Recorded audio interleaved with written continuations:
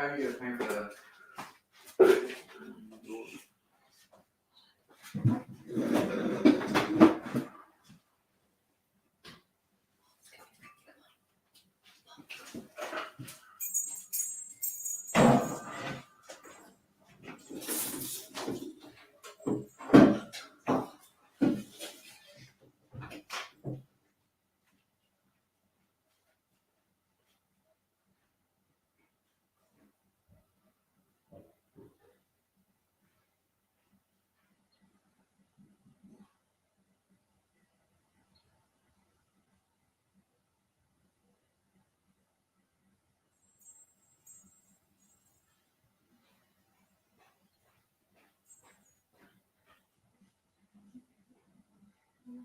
So, this is how that'll look as far as that's 5 inches. So this can be on the ground, or that can be picked up. So we have this extra space up here. It'll be 40 plus 40 is 80 is 96 plus 5 is 85. So you're gonna have about 10 inches of space up there. So through that up there, or you'll have 3-inch crown. You end up with about 7 inches. So you know what we could do is Well, I was thinking, oh sorry.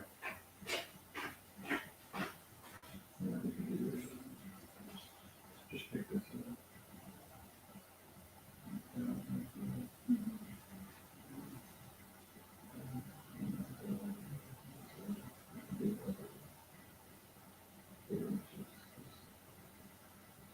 Three-inch crown.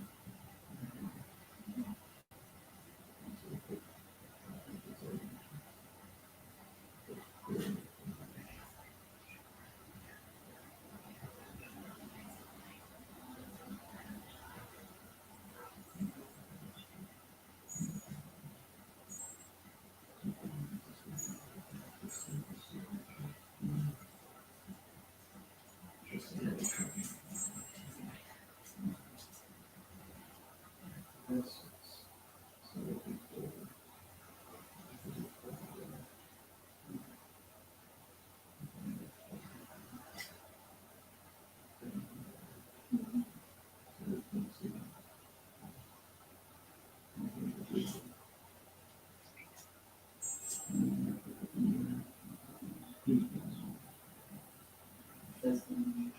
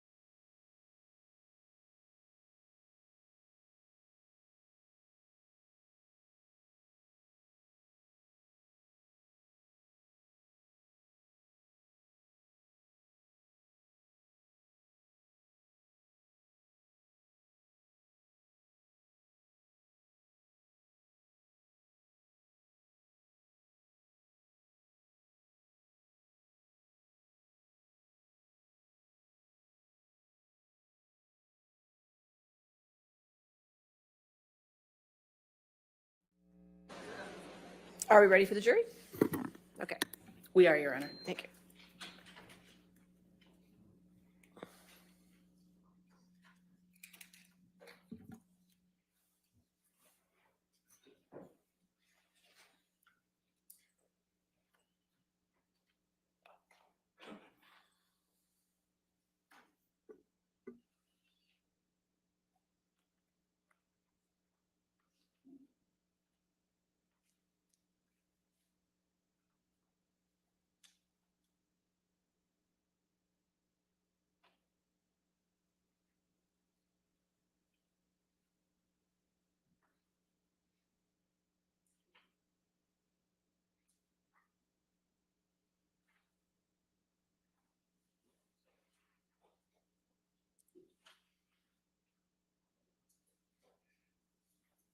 All right, thank you for your patience, ladies and gentlemen. All right, your next witness, Plaintiff calls Christian Carino, Your Honor.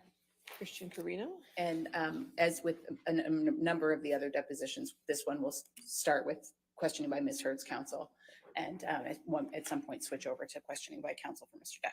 All right, and how do you spell the last name just for me, just in case? Carino. Thank you.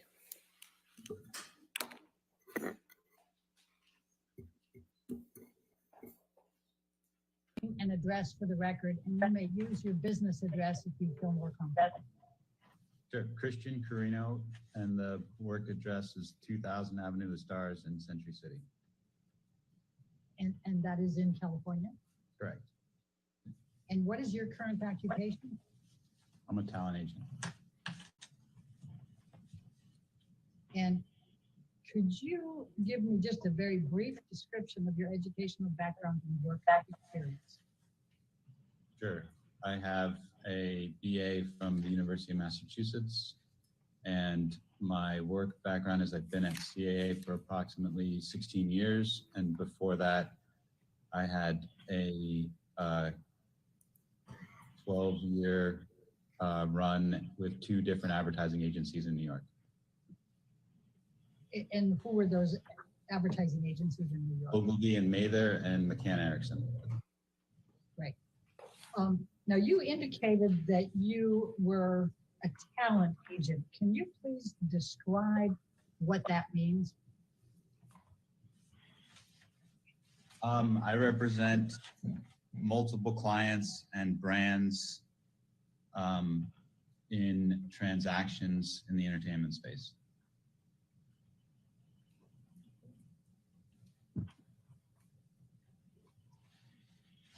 And when you say in the entertainment space, what are you including?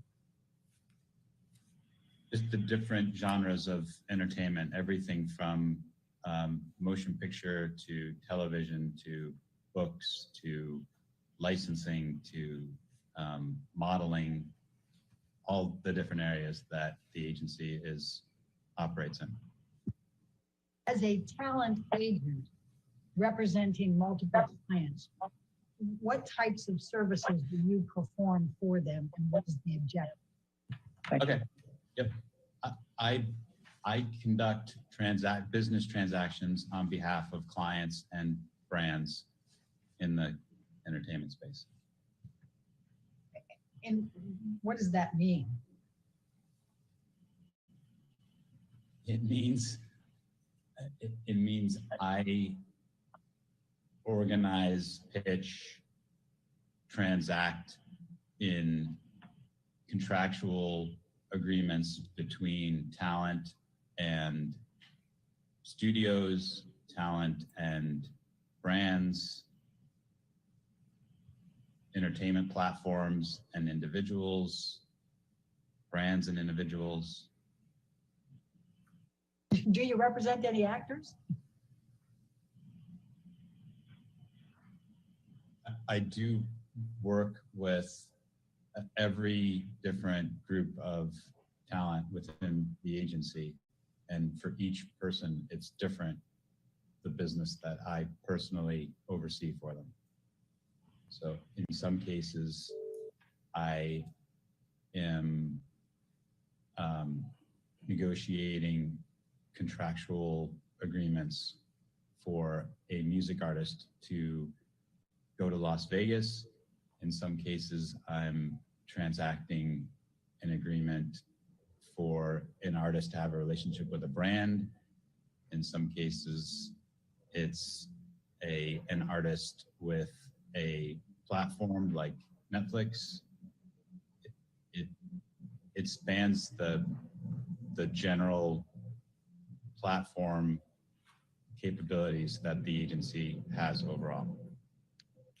Is one of the objectives of your representation to build the careers of the individuals you represent? Yes.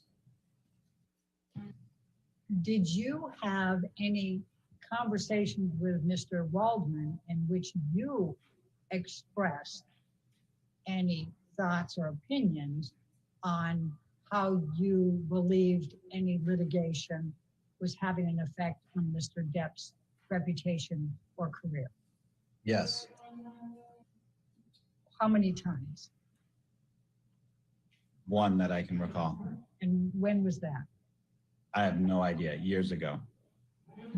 If you expressed to Mr. Waldman that the sooner the litigation was over, the better for Mr. Depp, what were you thinking when you said that? Why did you think that? I think anytime somebody is in litigation publicly, it is at a minimum a distraction to that person's career. And in a lot of cases, it negatively impacts that person because there's attention drawn to them that it is outside of what people want to know about that person. And what do you mean by it distracts from the career?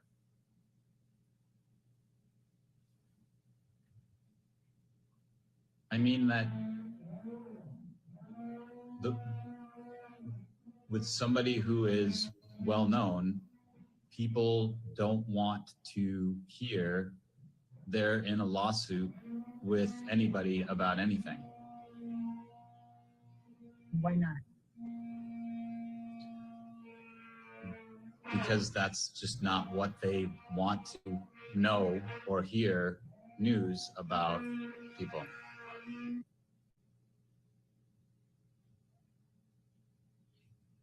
And why do you believe that? Based on my experience in this world for the past 16 years.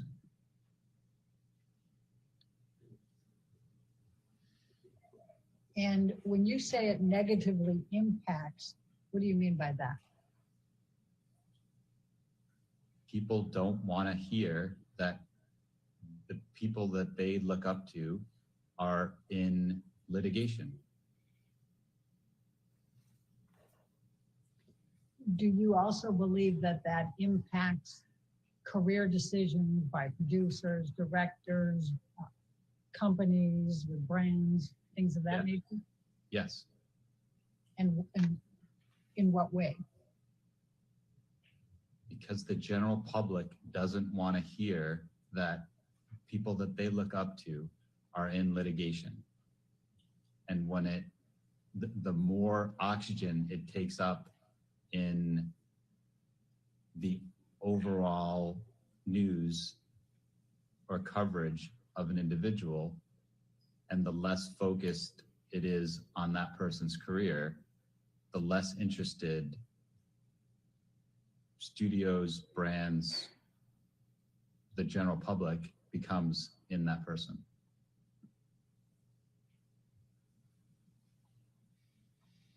And therefore less opportunities? Yes.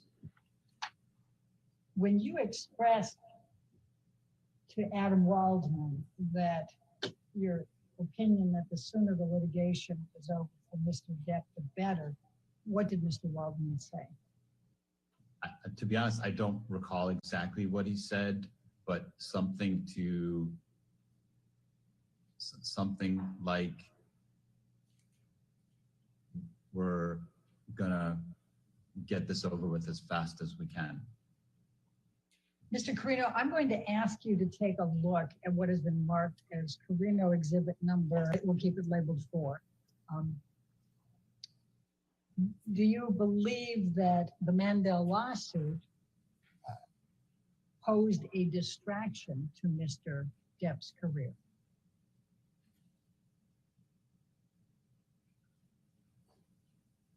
I don't know. I'm going to show you what has been marked as Carino deposition exhibit number 5. And as you can see here, it's an article June 21st, 2017, the Hollywood Gossip. Do you recall that coming up during that time frame, that issue? No. Have you read or heard of the Rolling Stones? Yes. Have you read or heard of GQ? Yes. Mr. Carino, I'm going to ask you to take a look at what has been marked as Carino deposition exhibit number 2. And it's Rolling Stone publication on June 21, 2018. Do you see that? Yes. Do you ever read this article? Parts of it. Are you aware of whether this article in the Rolling Stone, June 2018, that's reflected in Carino exhibit number 2, impacted in a negative way Mr. Depp's reputation or career? Elena, I don't think it's possible to ask anybody that question without having done research among the people who read a specific article.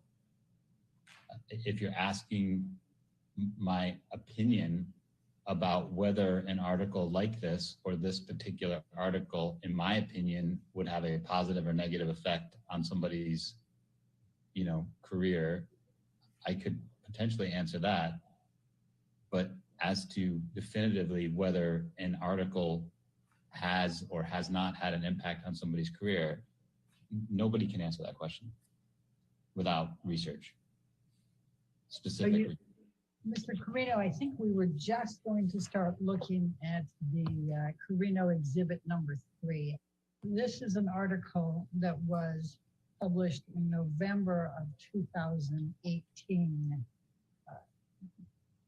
Do you recall reading this at some point? What publication is that? This is GQ. I probably read part of it, but I don't remember. You had any direct contact with Ed White or his company? Yes. What is the nature of your contact with Ed White and his company? Payment on deals where Johnny was owed money. Bill collecting. When you say bill collecting, was it collecting on your behalf, or was it trying to collect from studios or companies? The latter. And so what would your involvement be in those circumstances? Ed, on occasion, reached out to me to ask about the timing of a payment that was owed to Johnny. All right. And were you able to answer those questions? I think in all cases, I just referred him to somebody who worked for me to find out what the payment schedule was. Other than these occasions where Ed White would reach out to you to ask when timing of payment, did you have any other connection or communication with Ed White or his company in connection with Johnny Depp? No. Were you familiar with Jake Bloom? Yes. Do you know whether Mr. Bloom ever represented Mr. Depp? Yes. And what was your understanding of the nature of that representation? He was his lawyer. Did you ever talk to Jake Bloom? Yes. On how many occasions did you speak with Jake Bloom relating to Mr. Depp? I have no idea. Was it pretty frequently? What does that mean? Well, was it more than 10? Are you asking me if I had approximately 10 conversations with Jake over the duration of our relationship? Yes. I actually asked if you had more than 10. I wasn't asking you if it was exactly 10. I mean, I'm guessing that it was probably less than 10 in total. Was Mr. Bloom still representing Mr. Depp when you started representing Mr. Depp? I believe so, but I'm not sure. And when did you start representing Mr. Depp? I believe it was in late 2016. Mr. Carino, are you looking at something to be able to refresh your recollection? I am. What do you have in front of you? A note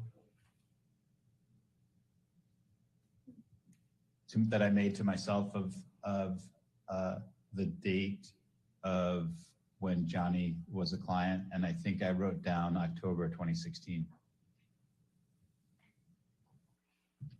Do you have a recollection of the context of your discussions with Mr. Bloom? Yes. My recollection of the conversations I had with Jake were in regard to getting Johnny and Jake to meet and work out whatever the issues were around their disagreement.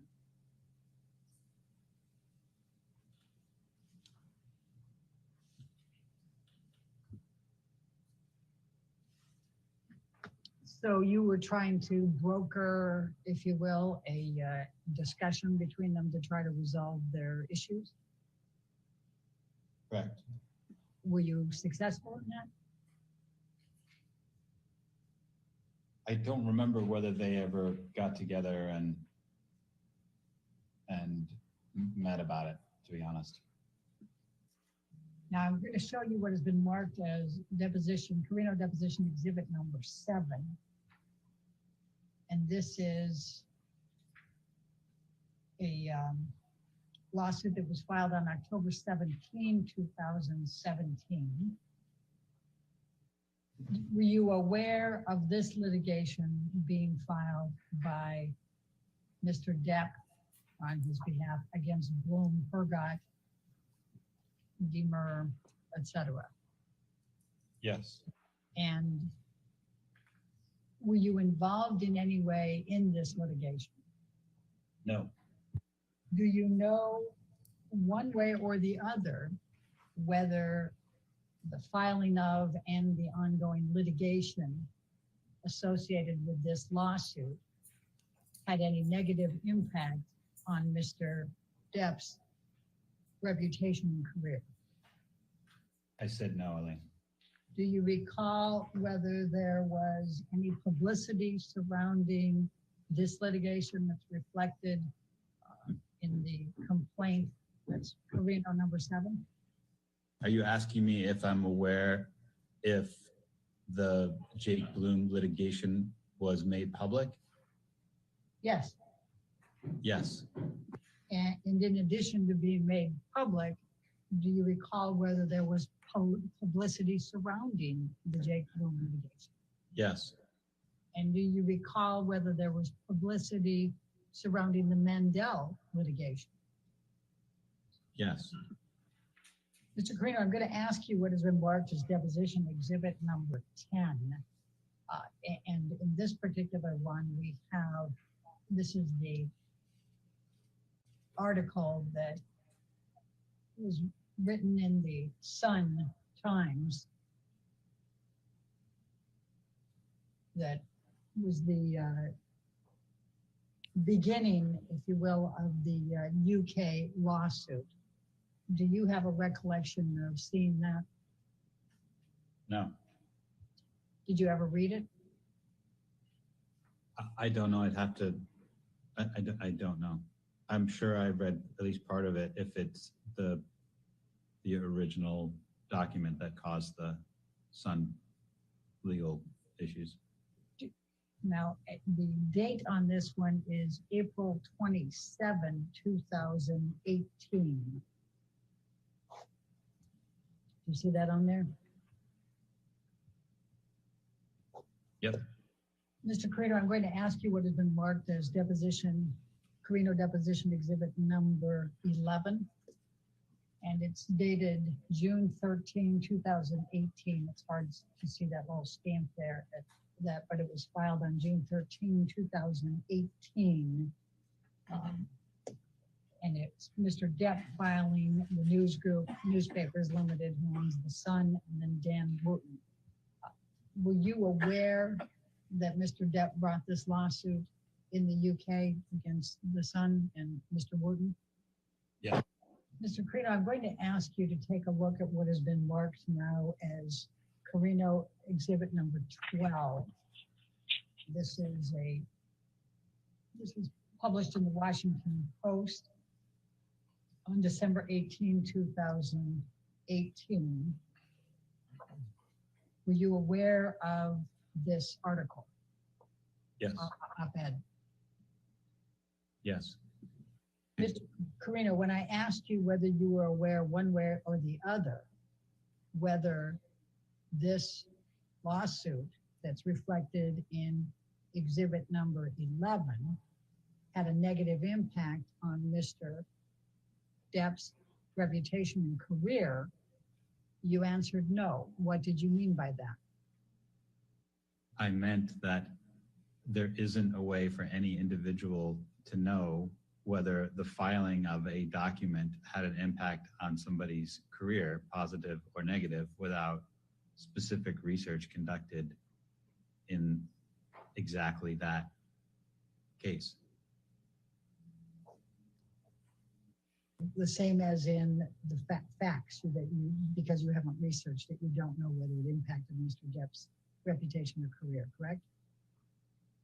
I believe I stated that unless someone had done research specifically about the filing of this document and its impact one way or the other, it's impossible to answer the question.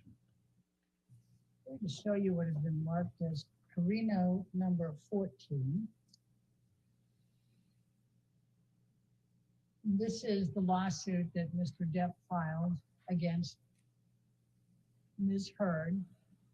Do you believe that the filing of this lawsuit reflected in Carino deposition exhibit number 14 and the attendant publicity has had a negative impact on the reputation and career of Mr. Depp? No. And why not?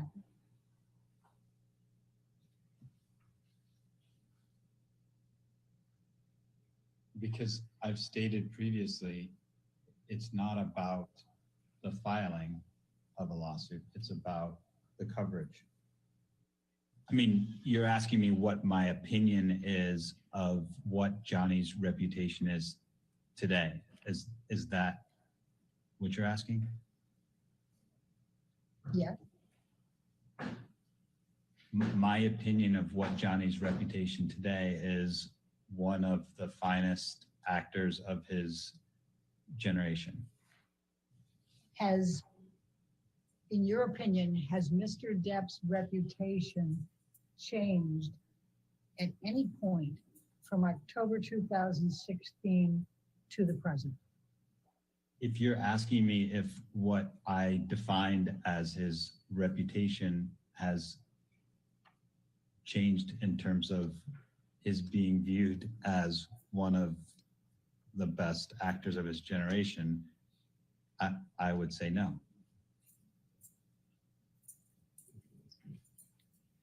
So just so I'm clear that I understand your answer, in your opinion, Mr. Depp's reputation is that he is one of the finest actors of his generation, and that has been his reputation since you started representing him in October 2016. It still is today, and it hasn't changed during that time frame. Is that correct? The view on his acting ability has not changed. Well, I'm taking your definition of reputation. You said what they are known for. So I'm taking that specific definition, and I'm asking, is there anything other than that Mr. Depp is one of the finest actors of his generation that he is known for that has changed between October 2016 and the present?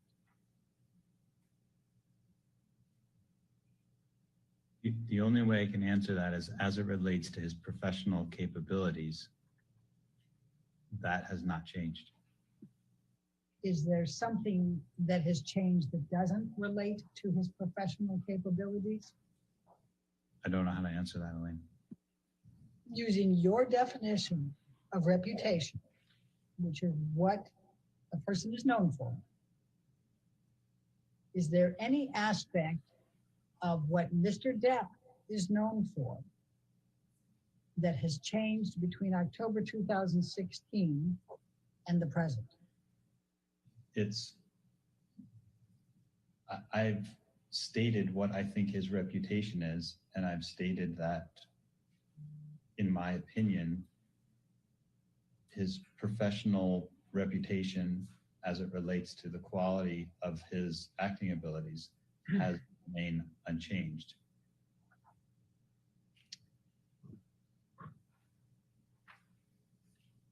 Do you make any distinction between personal and professional reputation?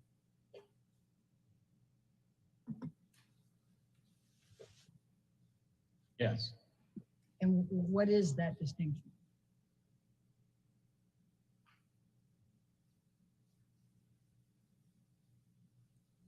The difference between what somebody does on screen and off screen.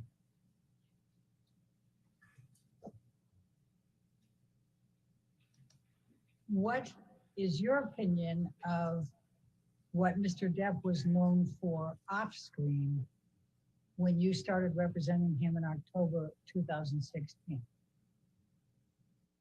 I think what he was known for off screen was a shroud of mystery of who he was, because he was not visible to the public.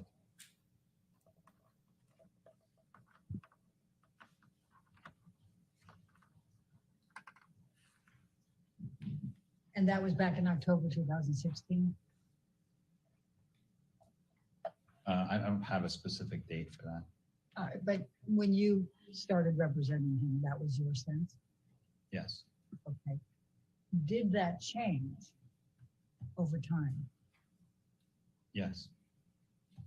And in what way did it change?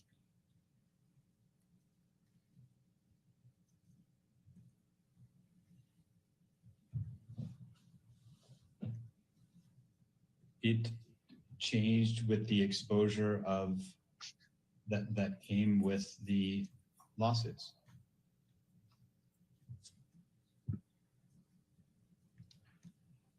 And the lawsuits that we're talking about are the ones that we've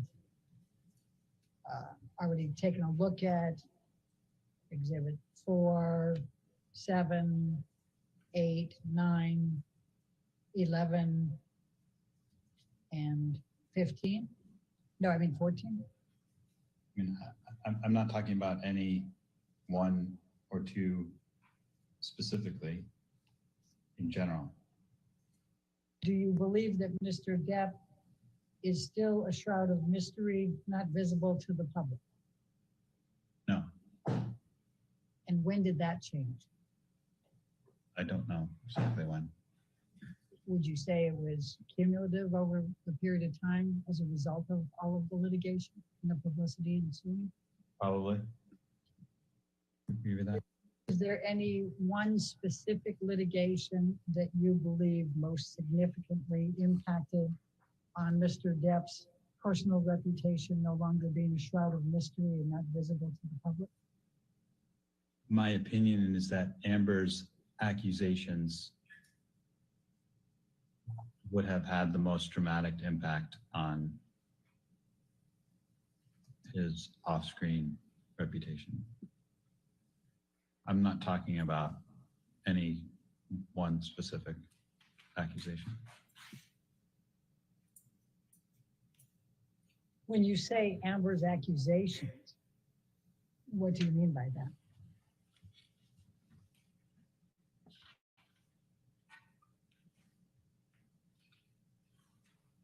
I mean, the things that she's accused Johnny of doing, both in that have been made public.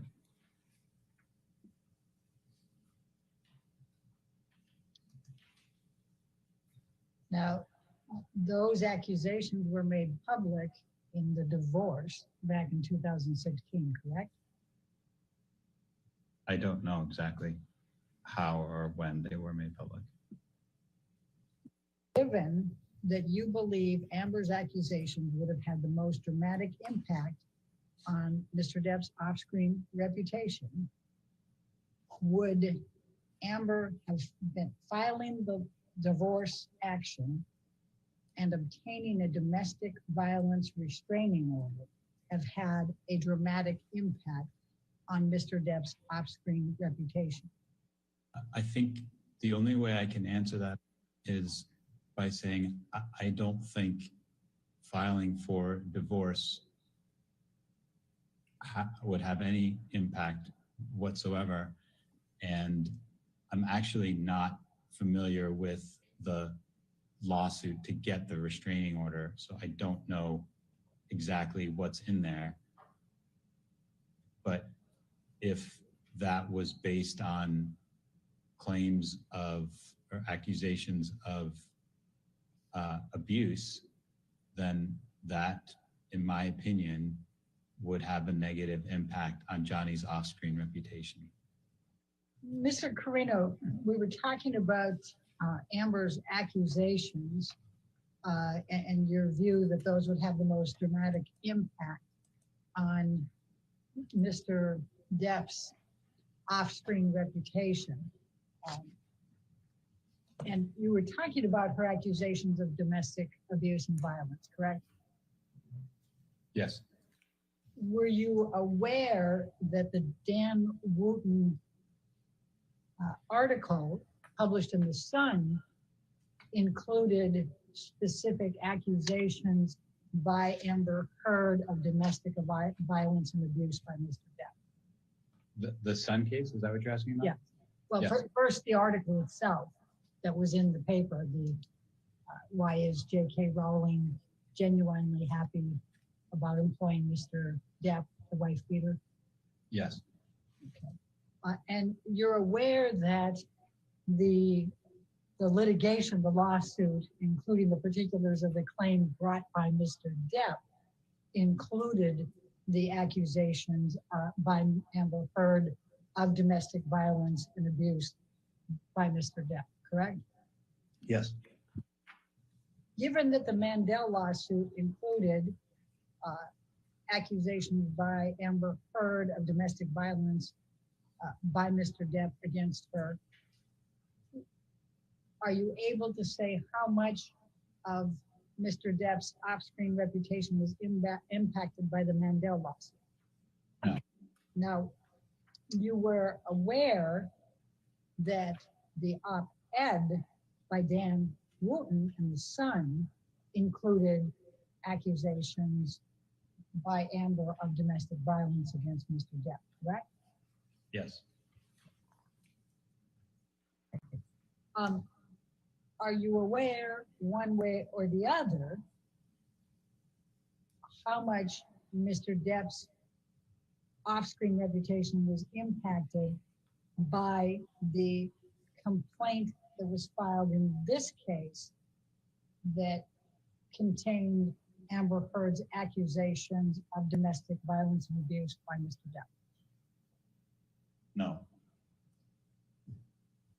Are you aware of how much Mr. Depp's off-screen reputation was impacted as a result of the op-ed in the Washington Post from Amber Heard?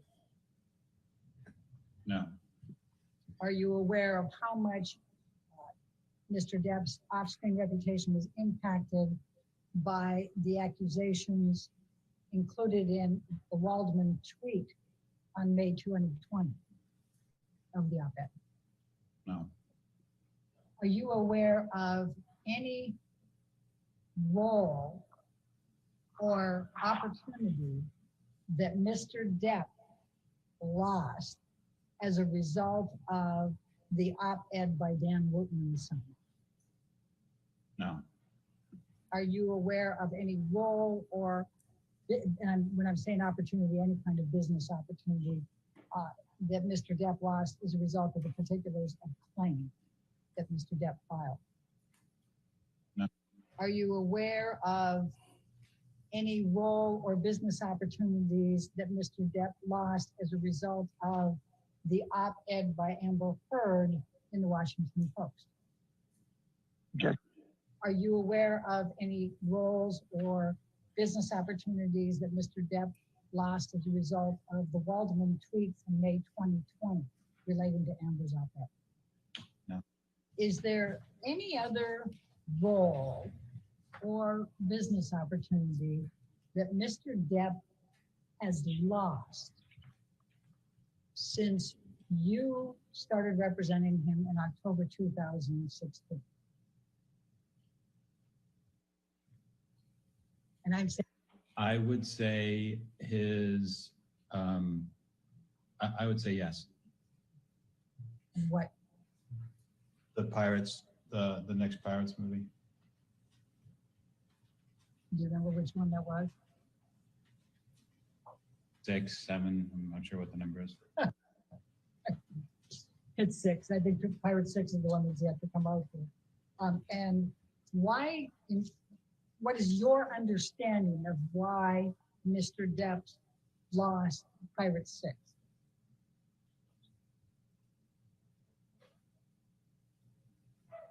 My opinion is that it was related to the accusations that Amber has made. And what is your opinion based on? Excuse me? What is your opinion based on? Conversations with colleagues and studio execs. I'm sorry, I didn't quite hear you. Conversations with studios and other executives, both internal and external.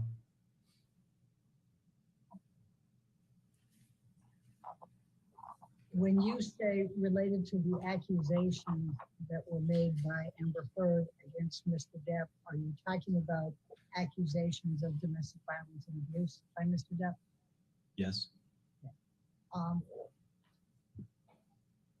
many conversations have you had with studio and other executives? I have no idea. More than 5, more than 10? I don't know about more than 10, probably between 5 and 10. Who do you recall speaking with at studios or other executives?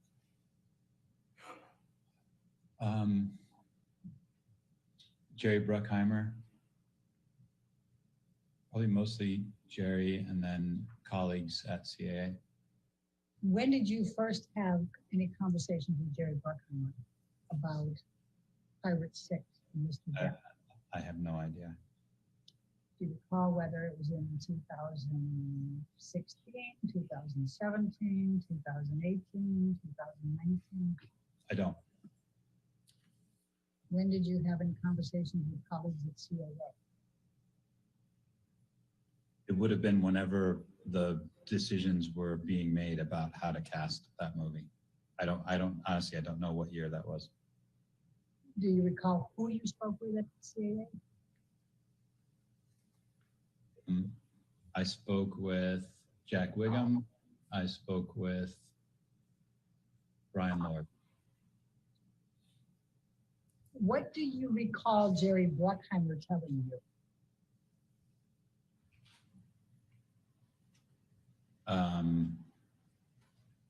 I don't recall the specific conversations, but the nature of it was that the studio was having difficulty employing him.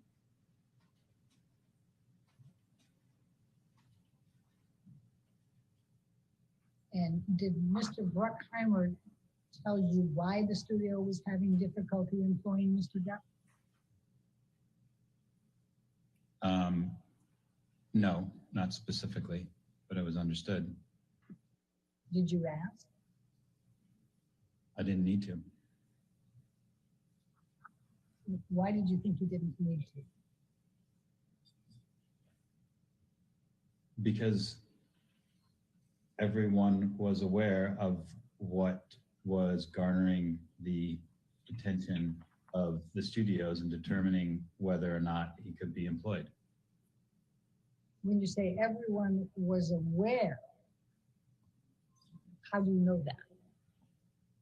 I don't know, I just knew. Can you tell me who everyone is? Can you tell me who anyone is? The people who would have been involved in making that decision.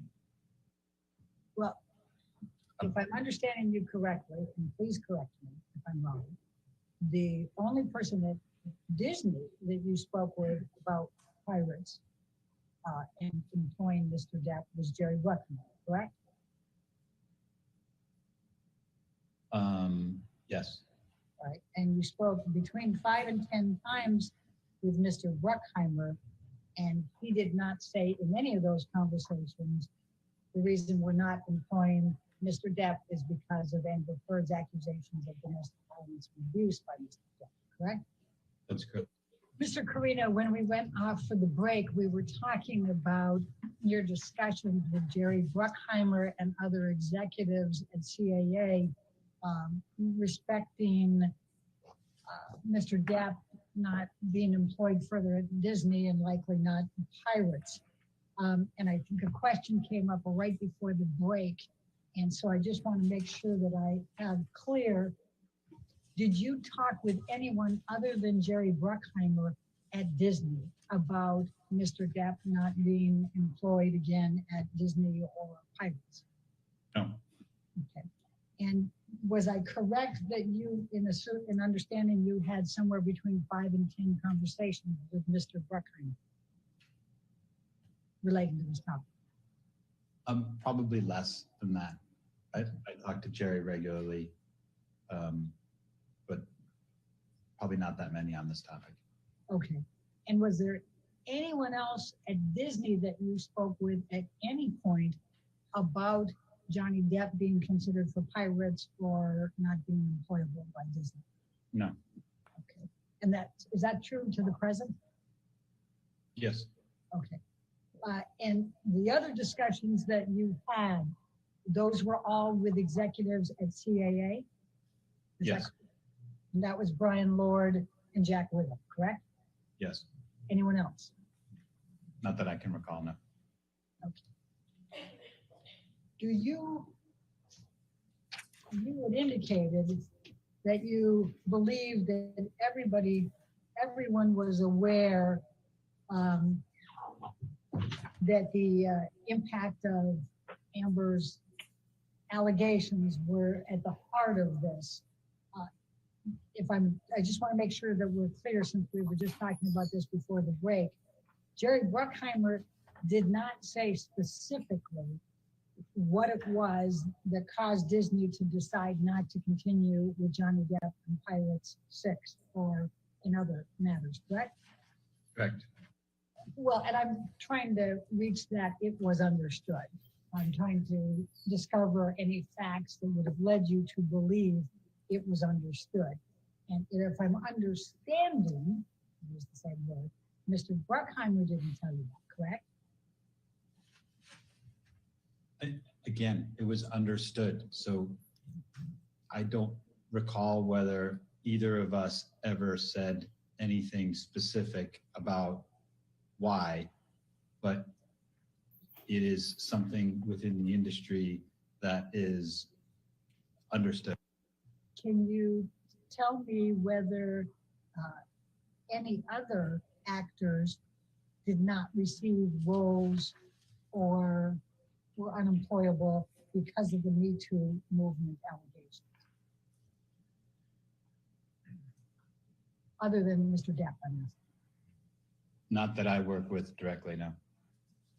In any of your discussions with Mr. Bruckheimer, did you ask him what Mr. Depp could do to become employable by Disney again, or to be able to get any part of any Pirates franchise going forward? No, Why not? because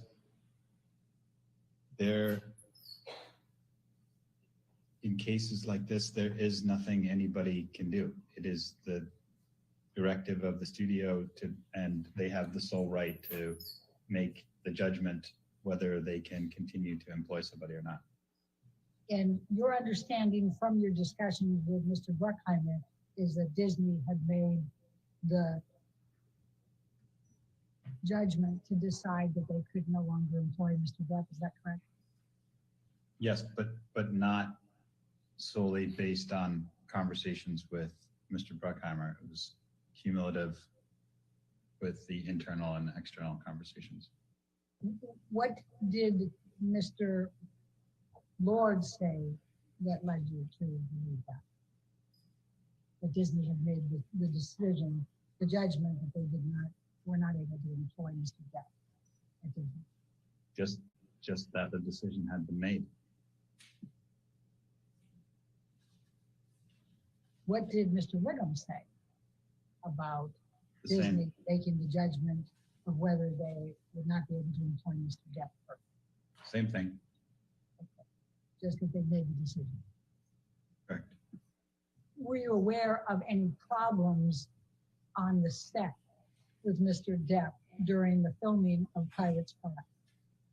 Were you aware of Mr. Depp engaging in alcohol and drug use, being tardy, any of those issues during the filming of Pirates 5? I'm aware of him being tardy, but he's been tardy on everything in his entire life. Were you aware of whether that was troublesome to Disney during the filming of Pirates 5? I think it's troublesome to everybody, but everyone has learned how to produce a film to deal with it. Working around Mr. Depp? Yes. Do you know whether there was anyone on the set of Pirates 5 who wasn't willing to deal with it and was quite irritated by it? No. Were you aware that the filming had to be shut down for a period of time after Mr. Depp injured his finger? Yes. Were you aware of any disagreements between Mr. Depp and Disney, including Mr. Bailey and others who were on the project, about artistic differences? In other words, where Mr. Depp thought something should be this way or something should be that way, and they didn't agree. Yes. What is your understanding of that? There was a difference of opinion on how the film was edited. And what is your understanding of what Mr. Depp thought it should be edited to? I don't know how to describe the difference between the Disney edit and Johnny's preferred edit. I think Johnny told me about it, talked about it a little bit. Do you know how well Pirates 5 did at the box office? Not exactly. Do you know whether it was more successful or less successful than earlier Pirates franchise movies? I think it was slightly less than, it wasn't the most successful installment of that franchise. Do you know whether Mr. Depp has a pay or play clause that would pay him even if he was not in the subsequent Pirate 6? In 6, Yes. I don't think he does. Have you or anyone at CAA on behalf of Mr. Depp made any efforts with Disney to find any roles for Mr. Depp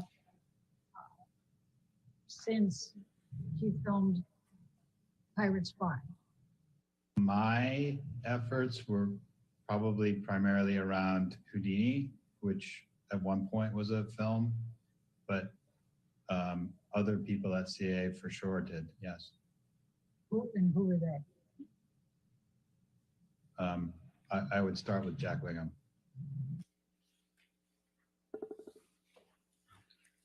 We'll now play volume 2 of Mr. Carino's deposition, at which, Okay, maybe time for afternoon. Sure. Why don't we just close enough to it? So- absolutely, Your Honor. All right, before we get to volume 2, let's go ahead and take a 15-minute break. Please do not talk to anybody about the case and don't do any outside research. Thank you.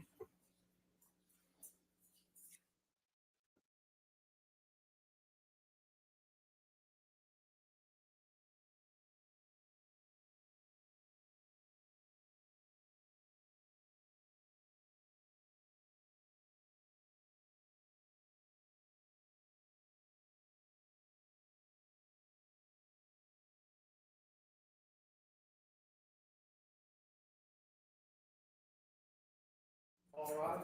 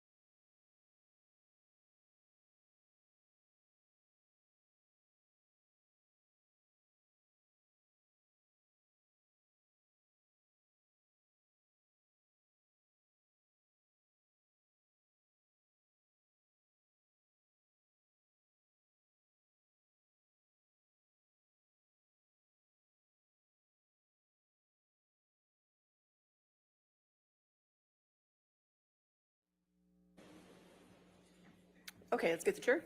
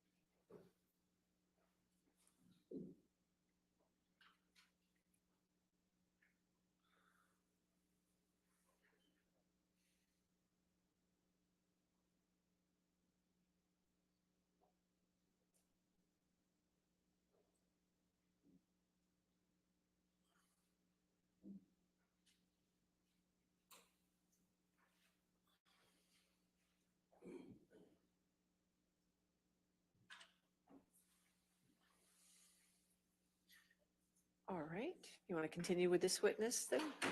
Yes, thank you, Your Honor. We'll now play volume 2 of Mr. Carino's deposition, which is the questioning from counsel for Mr. Depp. Okay, thank you. You're aware that this litigation involves a dispute between Johnny Depp and Amber Heard, correct? Correct. And you know both of those individuals, correct? Correct.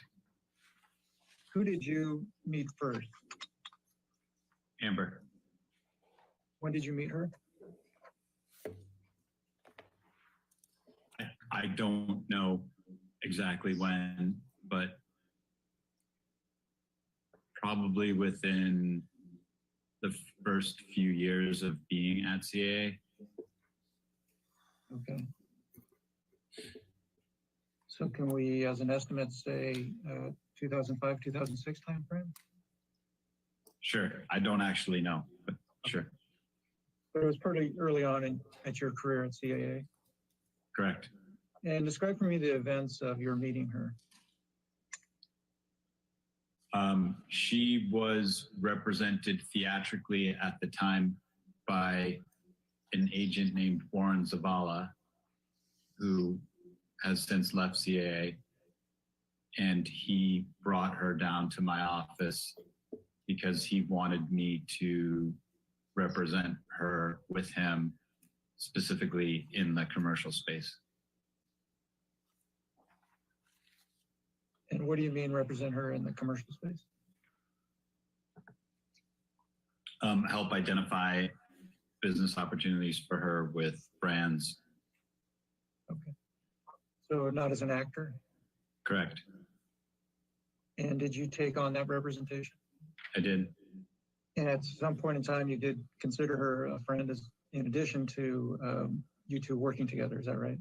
Yes. And in that regard, did you and her do anything social? Yes. And can you describe for me generally what types of activities you two would do together as friends? We would go to dinner, go to events together, hang out at each other's residences. And at some point in time, did you consider Mr. Depp a friend? Yes. And how did that relationship evolve? And I'm just talking about you and Mr. Depp becoming friends. I spent a fair amount of time with both of them together, and at some point started to spend time with him on my own as well. I see.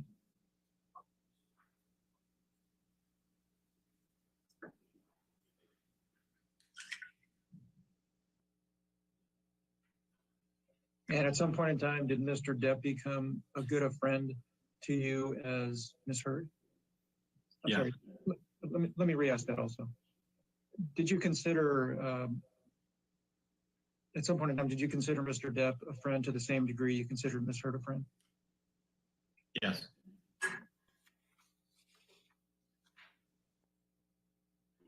And at some point, let me ask you, at some point in time, did you represent Mr. Depp professionally?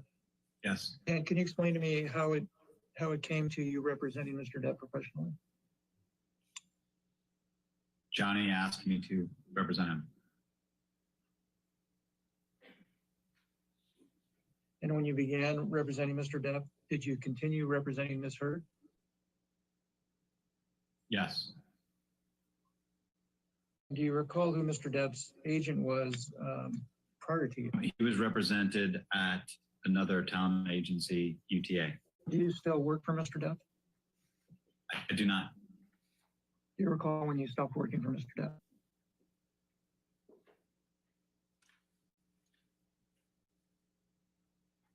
Within the past 2 years.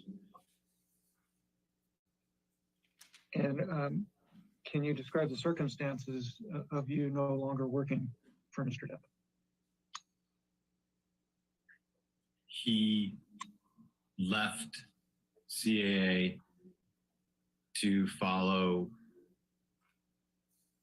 an agent who left CAA to become part of a founding group in a new management company. And who is that person? Jack Wiggum.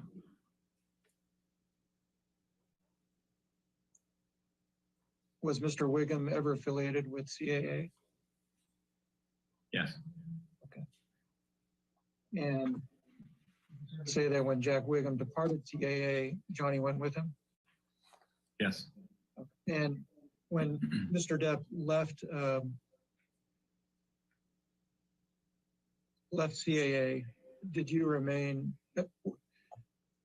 friends with him? No. Okay. Well, I should probably first ask, at some point in time, did your friendship with Mr. Depp end? Yes. And when was that?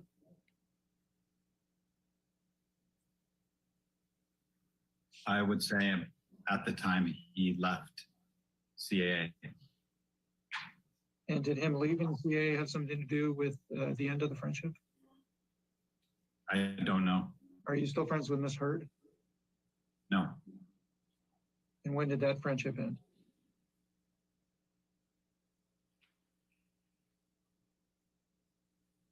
Probably when the legal disputes started.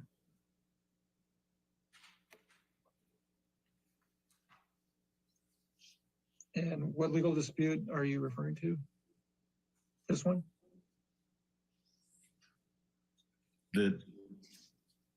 I'm not sure which one was first, but one of the disputes between Johnny and Amber.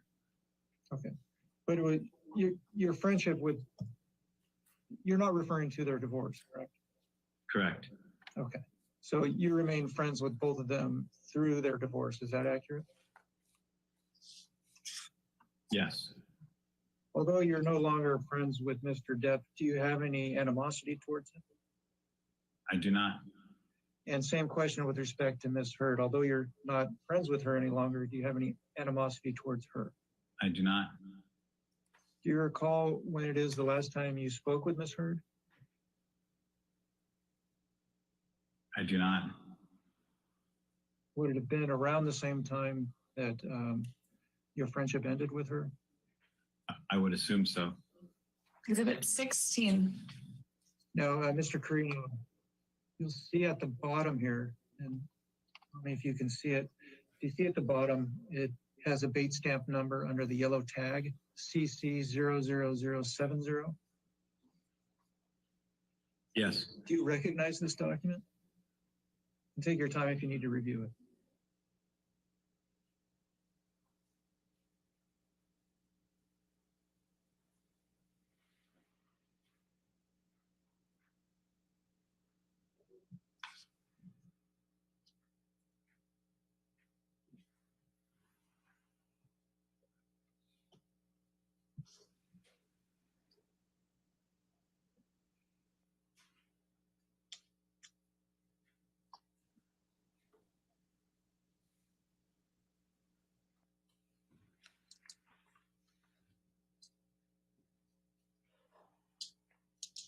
Yes. Okay. And do you understand this to be a true and authentic copy of email exchange in which you were involved? I believe so. And you'll see it's dated January 11th, 2018, and the subject is WME. Do you know what is your understanding of what WME is? William Morris Endeavor. And what is that? It's another talent agency. And you've read this email from Ms. Hurd to you, correct? Correct. So at this point in time, was she a close friend of yours? Yes. And ultimately, did she leave CAA? Yes. And it was at this time? Yes. During the entire time you represented Ms. Hurd, did Mr. Depp ever interfere with your representation of Ms. Hurd? No. Did he ever ask you to do anything with respect to her career? Not that I can recall. Exhibit 17. Now, Mr. Carino, this particular document was not produced by you. You'll see that at the bottom here.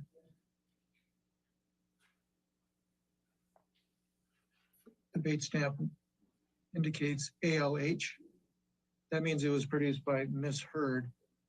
And this appears to be a text exchange between you and her. It's about a page and a half. If you could take the time to read it, and then I will ask you questions about it. I read it. And you'll see at the top, Mr. Carino, that it's dated July 14th, 2016. Based on that date and based on reading this text exchange, at this point in time, were you close friends with both Mr. Depp and Ms. Hurd? Yes. And having read the text exchange, do you believe this to be a true and correct representation of the exchange, Yes. and to be authentic in that regard? Yes.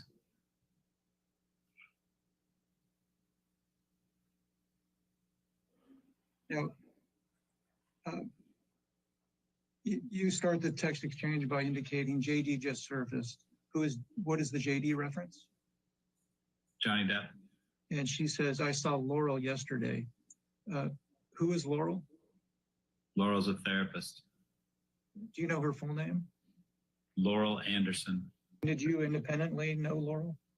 Yes. Did you have anything to do with Laurel seeing either Ms. Hurd or Mr. Depp? Yes. And can you explain that to me, please? I introduced them all. And what was the purpose of you introducing her to them? They needed help.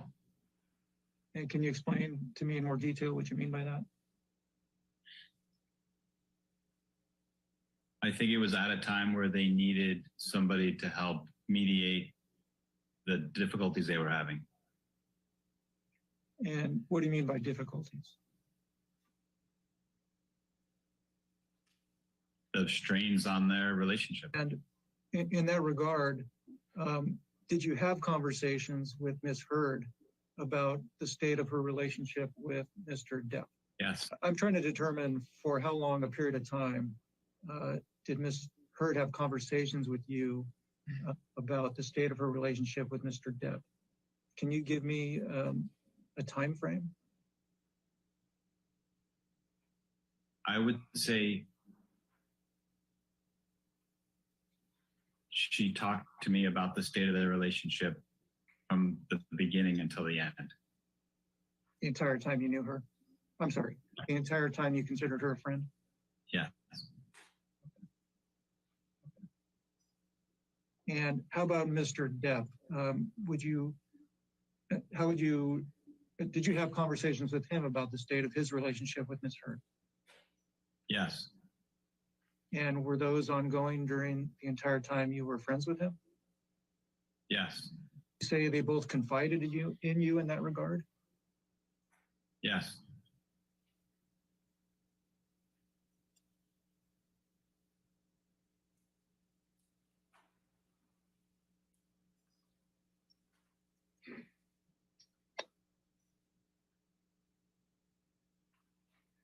So back to this text exchange.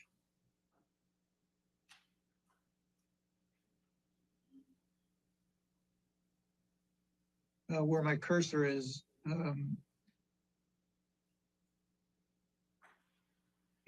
Ms. Hurd says to you, yeah, she said that Johnny and I need to talk directly. Do you know who do you know who Ms. Hurd's referring to there? Laurel. That was your understanding after reading this? Yes. And then you ask her, do you want to do something tomorrow? She says, yeah. She says, IDP, I do. You say, ha, okay. And then you say, what is safe to do? Do you want to come to my place for dinner? What did you mean by what is safe to do? It meant avoiding paparazzi. Okay. And then she says, it's so fucked up. I just want to tell him that what they are telling him isn't true. What was your understanding of what she meant by that sentence? I don't recall. Mr. Greeno, while she's doing that, at the outset of this deposition, I asked you if you recall being deposed about a year ago in this case, and you said yes. Is that accurate? Yes. Okay. What I'm going to show you now is the transcript, a portion of the transcript from that deposition. And who is Mr. Bruckheimer? Jerry Bruckheimer is the producer of the Pirates franchise. And who is Mr. Wiggum? Jack Wiggum was an agent at CA who worked with Johnny. Okay. And who is Mr. Lord? Brian is one of the managing partners of CAA and also worked on Johnny Depp. And what was your understanding of why the Pirate 6 job was not offered to Mr. Depp? Leo, you're asking my opinion? Yes. Because of the accusations that Amber had made.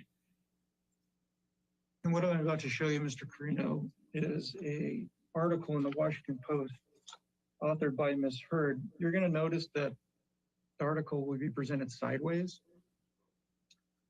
So you'll have to tilt your head a bit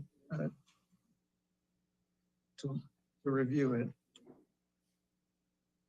719. Do you, first, Mr. Carino, why don't you take control and just scroll through the document? It's just a couple pages.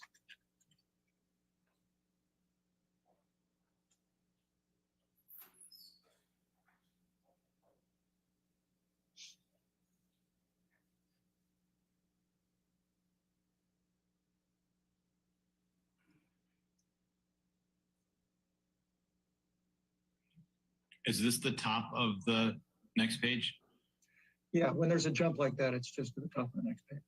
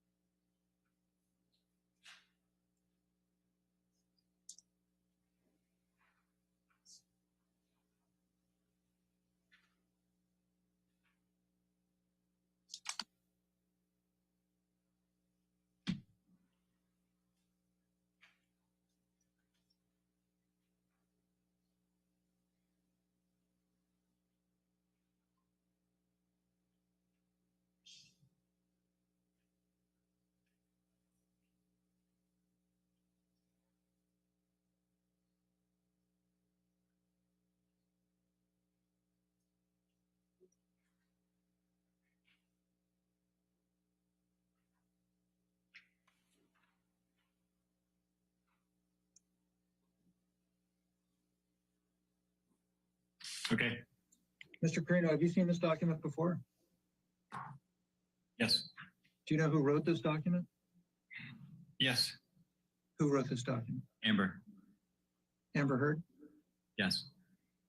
And do you see there on this first page of the document, it actually indicates that it's written by Amber Heard on December 18th, 2018? Yes. And you understand that this document was authored by Ms. Heard and published on December 18th, 2018? Yes. And do you recall reading it at the time it was published? No. Mr. Carino, I'm showing you an email exchange in which you were involved. It's just this one page. I'll blow it up so you can review it. Take a second to review it, please.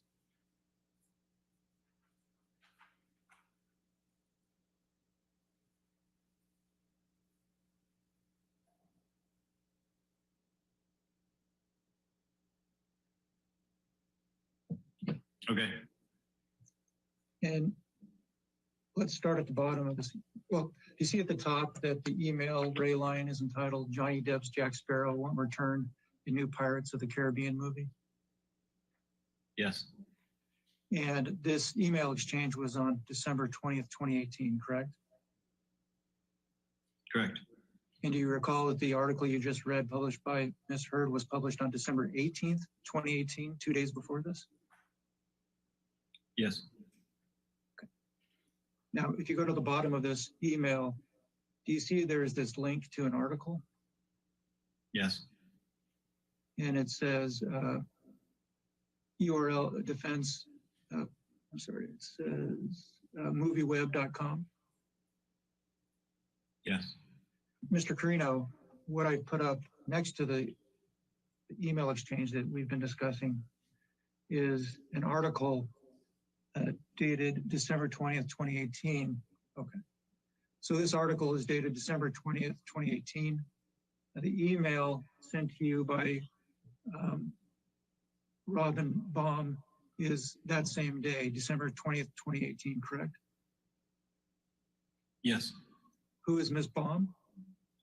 Johnny's publicist. Okay. And she's sending this article to you, is that right? Yes. And then in response, you say, were we told this officially from Disney? And she responds, I'm sorry, Jack Wiggum responds, no. Is that accurate? Yes. Sure. So you testified just a few minutes ago that it was your opinion that Mr. Depp lost the Pirates 6 movie because of Ms. Heard's allegations. Is that accurate? Yes. Allegations of abuse, correct? Yes. And is this a demonstration of when Disney made that decision to not hire Mr. Depp for Pirate 6? Yes. Exhibit 22. Did you ever see Mr. Depp physically abuse Ms. Heard? No, Did Ms. Heard ever tell you that she had been physically abused by Mr. Depp? no, Did Mr. Depp ever tell you that he had physically abused Ms. Heard? no, Did you ever witness any injuries on Ms. Heard that would indicate that she was physically abused? no, Now, again, this is a few months after the filing of the divorce papers and the TRO, and Ms. Heard states to you, "I'll call you right back, sorry." And you say, "Okay." She says, "Is it too late to call?"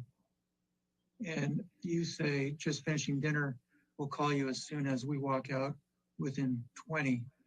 And she says, "Please tell him I love him." Is that an accurate reading of the text exchange so far? yes, Do you know if at this time, based on your relationship with Ms. Heard and Mr. Depp, whether Ms. Heard wanted to reconcile with Mr. Depp? yes, It's your understanding that she did? yes, Did Ms. Heard, based on your personal friendship with Ms. Heard, close personal friendship with Ms. Heard, would you say that she confided in you? yes,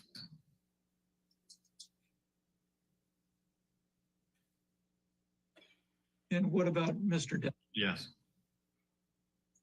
Mr. Carino, at some point in time, after Ms. Heard filed those divorce papers in May of 2016, did she make any requests of you to intervene in the relationship between her and Mr. Depp? What do you mean by intervene? Assist in, let's start with assist in communications between the two. Objection, same objections. Can you explain to me what transpired in that regard? Walk me through. At some point around that time, she wanted me to arrange for them to get together in person. And what did you do after that was requested of you by Ms. Heard? I talked to Johnny about it. What happened after that? He was reluctant at first and then agreed. And then what happened after that? I mean, this is a long time ago, but I remember there was a fair amount of discussion about the TRO and how we would deal with that because nobody wanted Johnny accused of violating the TRO as an outcome of that meeting. And I don't remember exactly what we did, but Amber at some point warranted that she would never accuse him of violating the TRO to do the meeting. And I set the meeting up. So just so I understand, you set the meeting up at the request of Ms. Heard? Objection is And as part of you setting up, she told you that it didn't matter. What I'm trying to understand, what was the issue with respect to the TRO? My understanding of the restraining order, at least at the time, was that he couldn't go within a certain distance of her. Okay. And what was her suggestion with respect to that issue in connection with her wanting to meet with him? She promised me and told me to relay to him that she would never accuse him of violating the restraining order as a result of agreeing to meet her. And I believe, but I don't recall exactly, there were conversations with both sides legally, I believe at the time, to make it transparent to everybody that this was happening.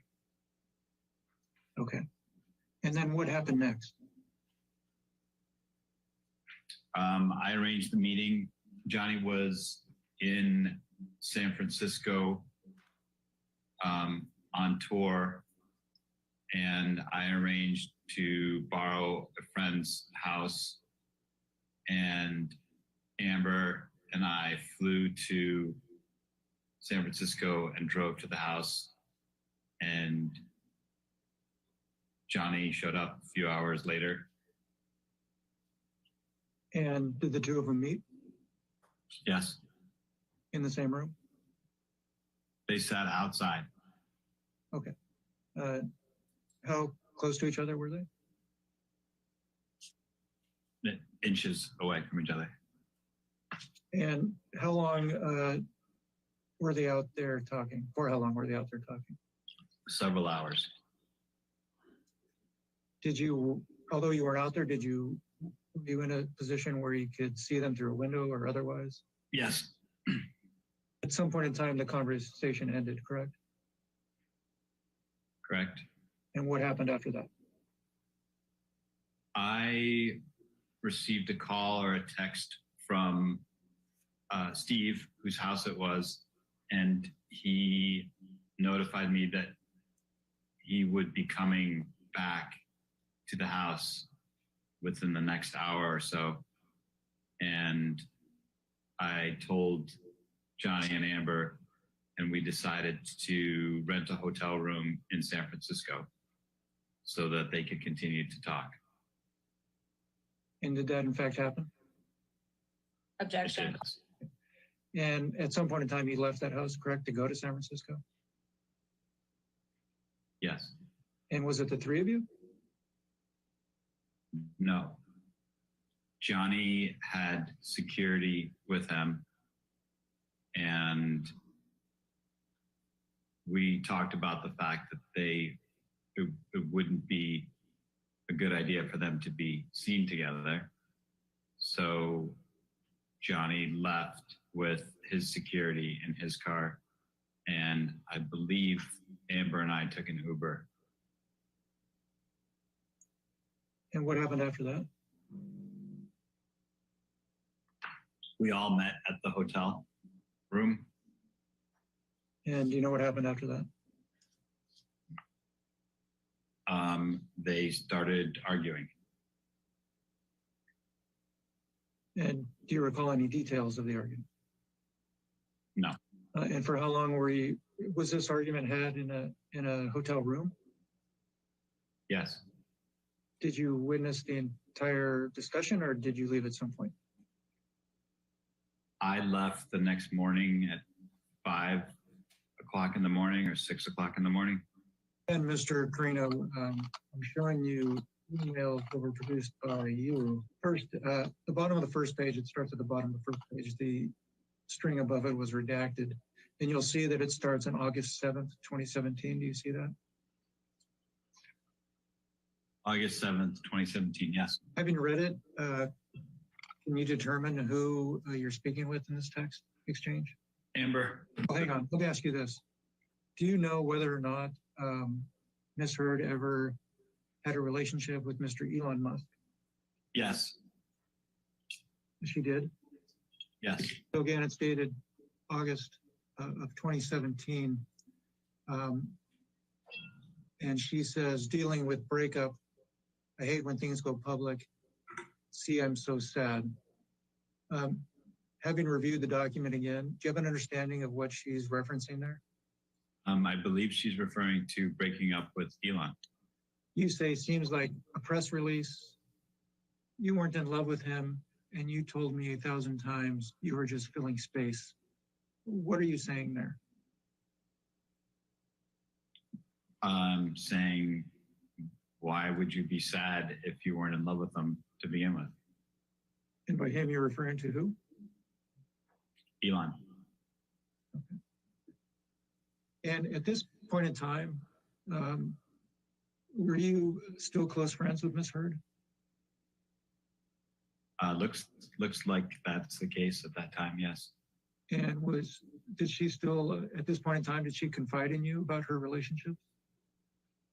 Yes. And you respond, I'm sorry, she responds, I know, but I wanted time to grieve and recover in my own time. Is she still referring to Mr. Musk there? Do you know? Your understanding? I don't know whether she's referring to Johnny or to Elon in that line. Okay. In this point in time, do you know what her feelings were? What was your understanding? At this point in time, what was your understanding based on your experience with her? What was your understanding of her relationship with Mr. Depp? I don't believe there was a relationship at that point. And you say, and you got that? No, she says, I hate that yet again a man lets me fall on the spikes by myself. You ask, how so? She says, oops.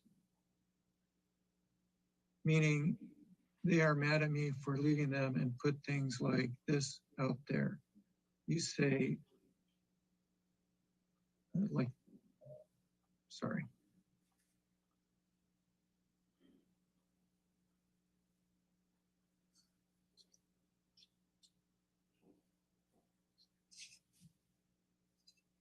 She says like that. You say, you could avoid all this if you stop dating uber famous people. You can be with a big man who isn't famous. What were you relating to her there? I believe what I was saying was, if you don't like being in the press about your personal life, then don't date people that are famous. Sure.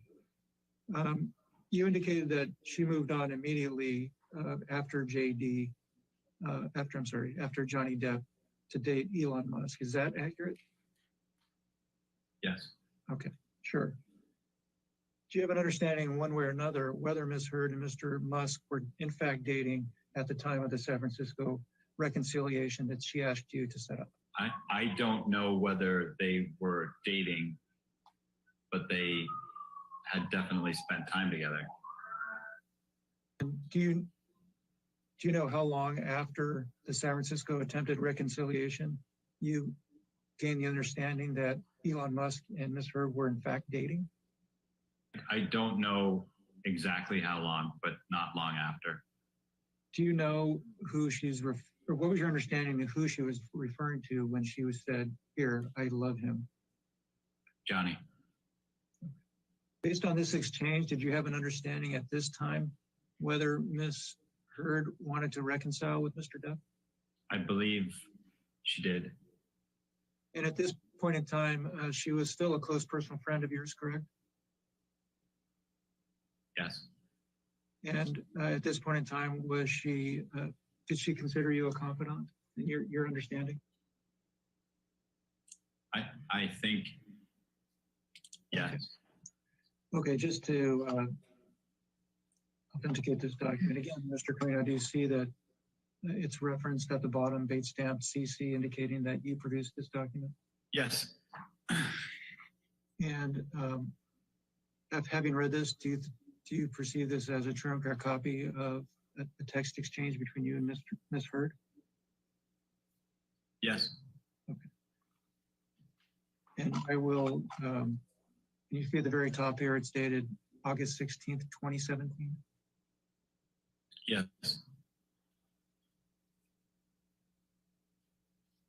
And Ms. Heard states to you, I've written so many notes. Can you give him one? I don't know how or where to start. There's no way to begin. And all I have to say, but I have so many.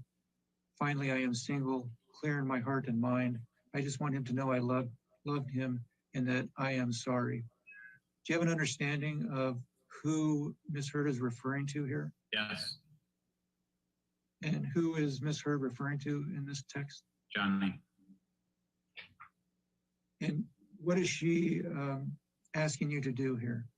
She was asking me to deliver a letter that she was writing to him. And did she also want you to, and it says, and that I am sorry. What was your understanding of what she was asking you to do there, if anything? I believe that was all in reference to getting him a handwritten letter that she was writing or trying to write. Was it your understanding at the time of this text exchange, August 24, 2017, that Miss Amber was attempting to reconcile with Mr. Depp? I believe so. Okay.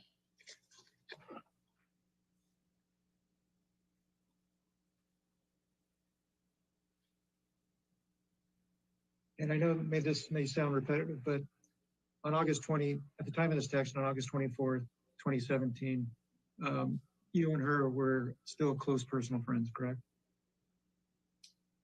I believe so.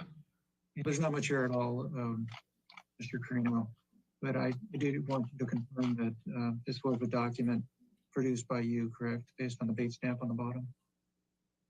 Yes. And do you see it's dated September 27th, 2017?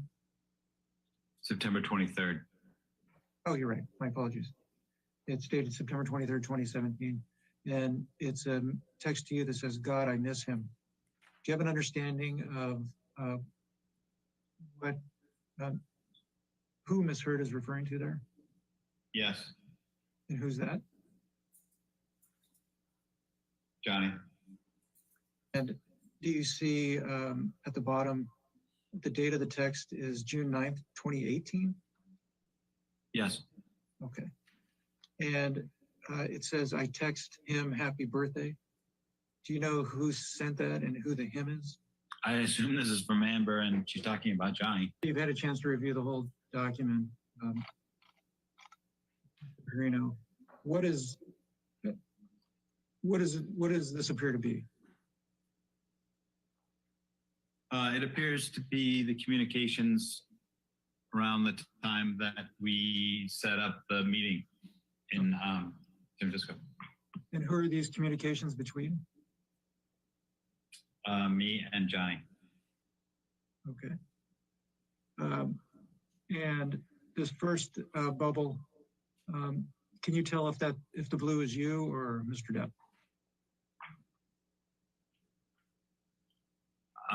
I think the blue is me. Sure. Earlier in your deposition, at the very outset, I was asking you about your representation of individuals at CAA. You indicated that you represent individuals that are both actors and musicians. Would you consider Mr. Depp in that pool? Yes. And you represented, or CAA represented him both in connection with his acting endeavors and his involvement with the vampires? Yes. And was Mr. Depp's participation in Hollywood Vampires lucrative? No.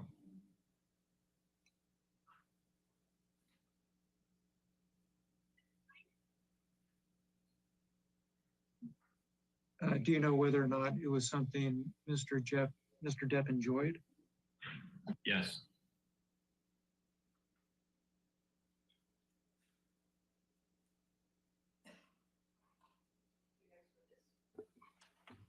Plaintiff calls Laura Wasser by deposition, Your Honor. WASSER. Thank you.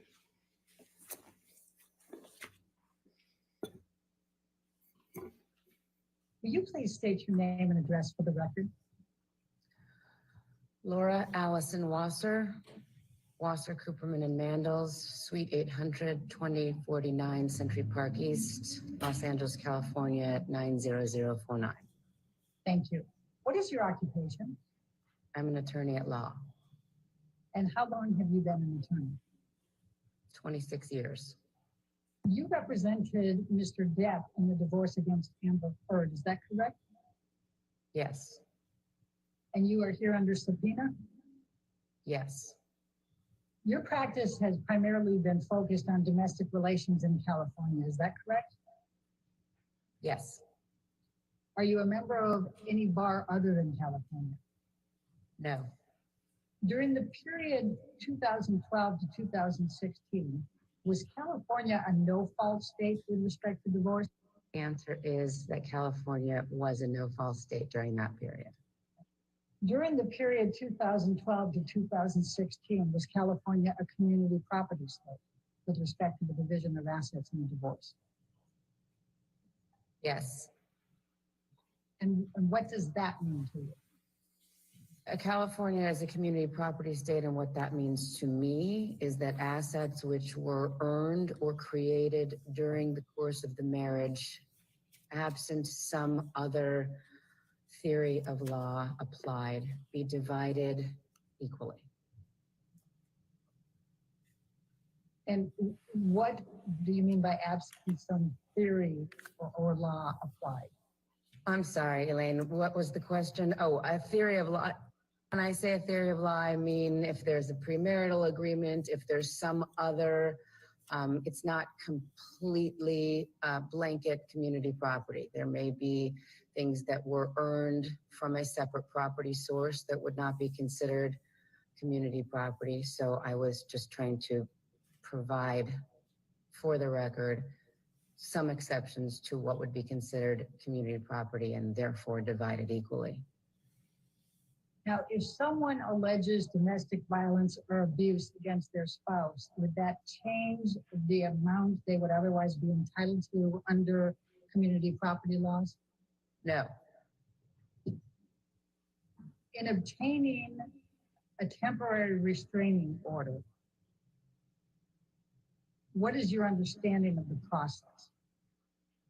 The moving party files generally with 24 hours notice to the person who is being accused of domestic violence, a declaration and forms with the court, and requests a temporary domestic violence restraining order. That will generally last no longer than a 21-day period when the defendant is able to make his or her arguments as to why such a restraining order would be inappropriate. And the temporary restraining order, can it be continued? Yes. When did you first begin representing Mr. Depp relating to his divorce with Amber Heard?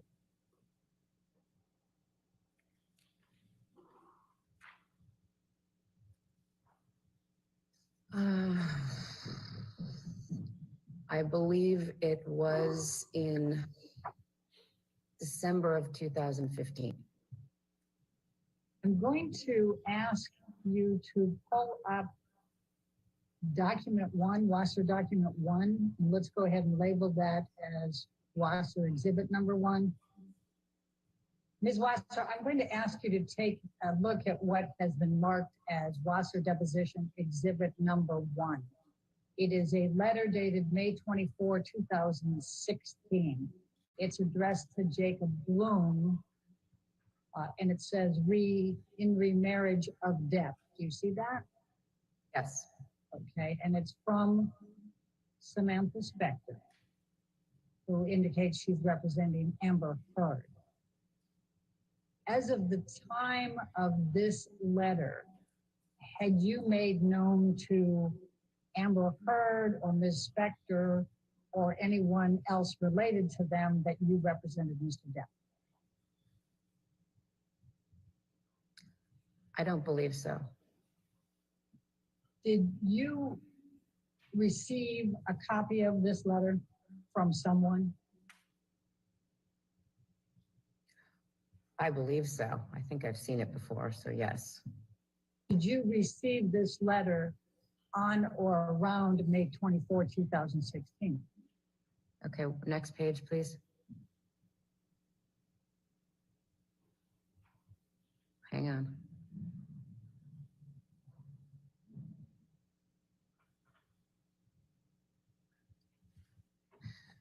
Yes, it was around that time. Around May 24, 2016? Yes. Did you have any communications with Samantha Spector in connection with this letter? Yes, And when you say within days, could it have been the same day, May 24th, the next day, 25th? possibly. I'm going to direct your attention to the next paragraph. It says, to this end, please have Johnny promptly sign and return by Friday, May 27, 2016, the enclosed notice of acknowledgement receipt form, confirming service of the summons, petition, law, case cover sheet, and blank response. Did you do that?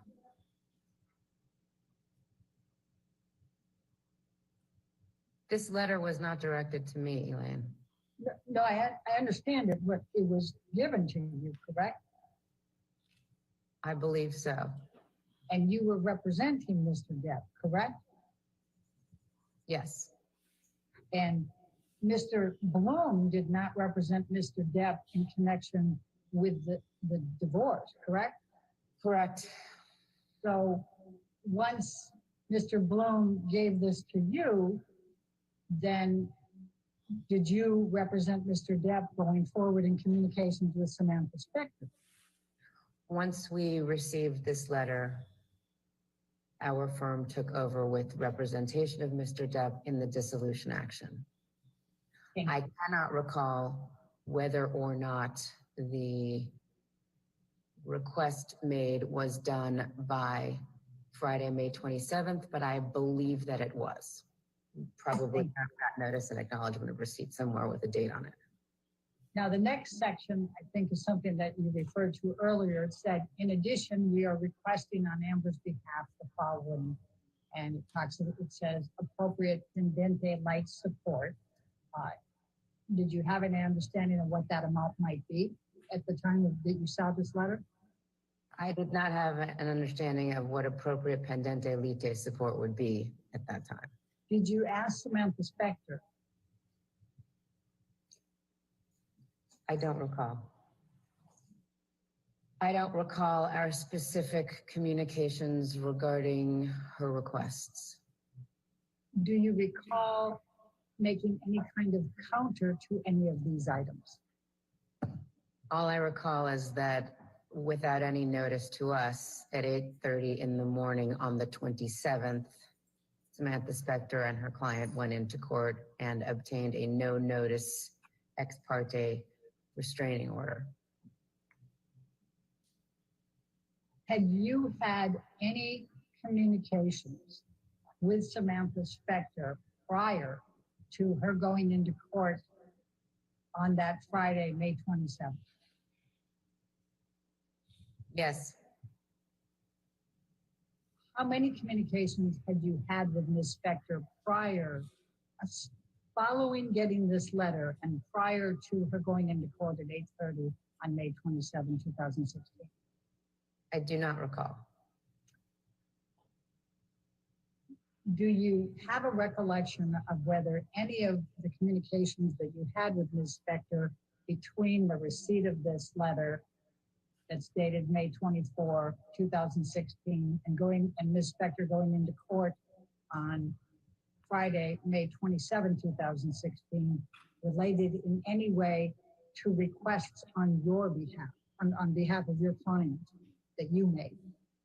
No, You recall having communications with Samantha Spector between May 24 and May 27. You can't recall how many, and you can't recall the specifics of those communications. Is that accurate? it's not accurate. And in what way? Please tell me. I recall that we had communications between the 24th and probably the 26th. I doubt we spoke on the morning of the 27th before she went into court. I do not know the content of those communications, and I do not know how many communications were had. Now, on the next paragraph, it has a proposal for private retired judicial officers. Ultimately, did you and Ms. Spector talk about using private retired judicial officers, whether it was the list she provided or any others? I believe so, yes. And what do you recall? My recollection is that is in almost all of our cases, certainly those with high profile clients, we would have liked to take it out of the system. Ms. Spector was not willing to do that with this case. What do you recall Ms. Spector saying to indicate that she did not want to take it out of the public spectrum? I don't recall her saying anything.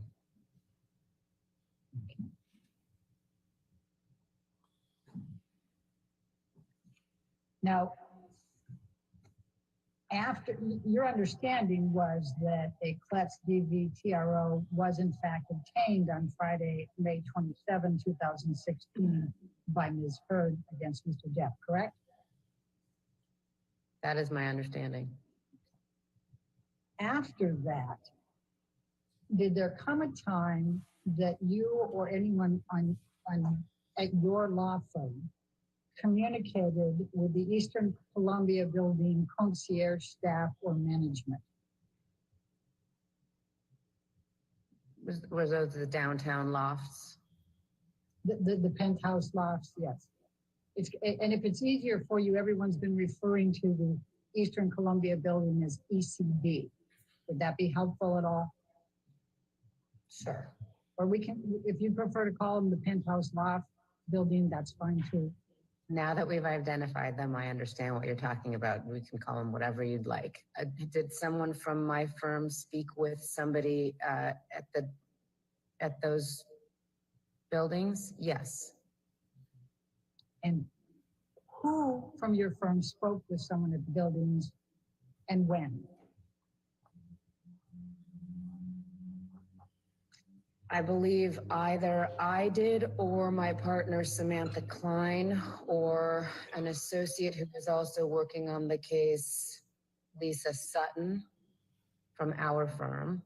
We also had co-counsel on the case. They may have been involved. As to when, I have to imagine it was sometime in June or July of 2016. Now, you indicated either you or Samantha Klein or Lisa Sutton, and you also had co-counsel.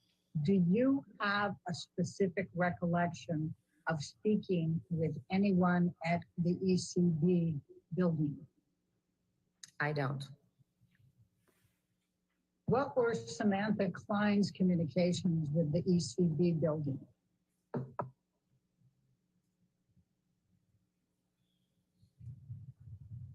I don't know. What were Samantha Klein's communication with the ECB building? Okay. And her answer was, I don't know. Thank you. What were Lisa Sutton's communications with the ECB building? I don't know.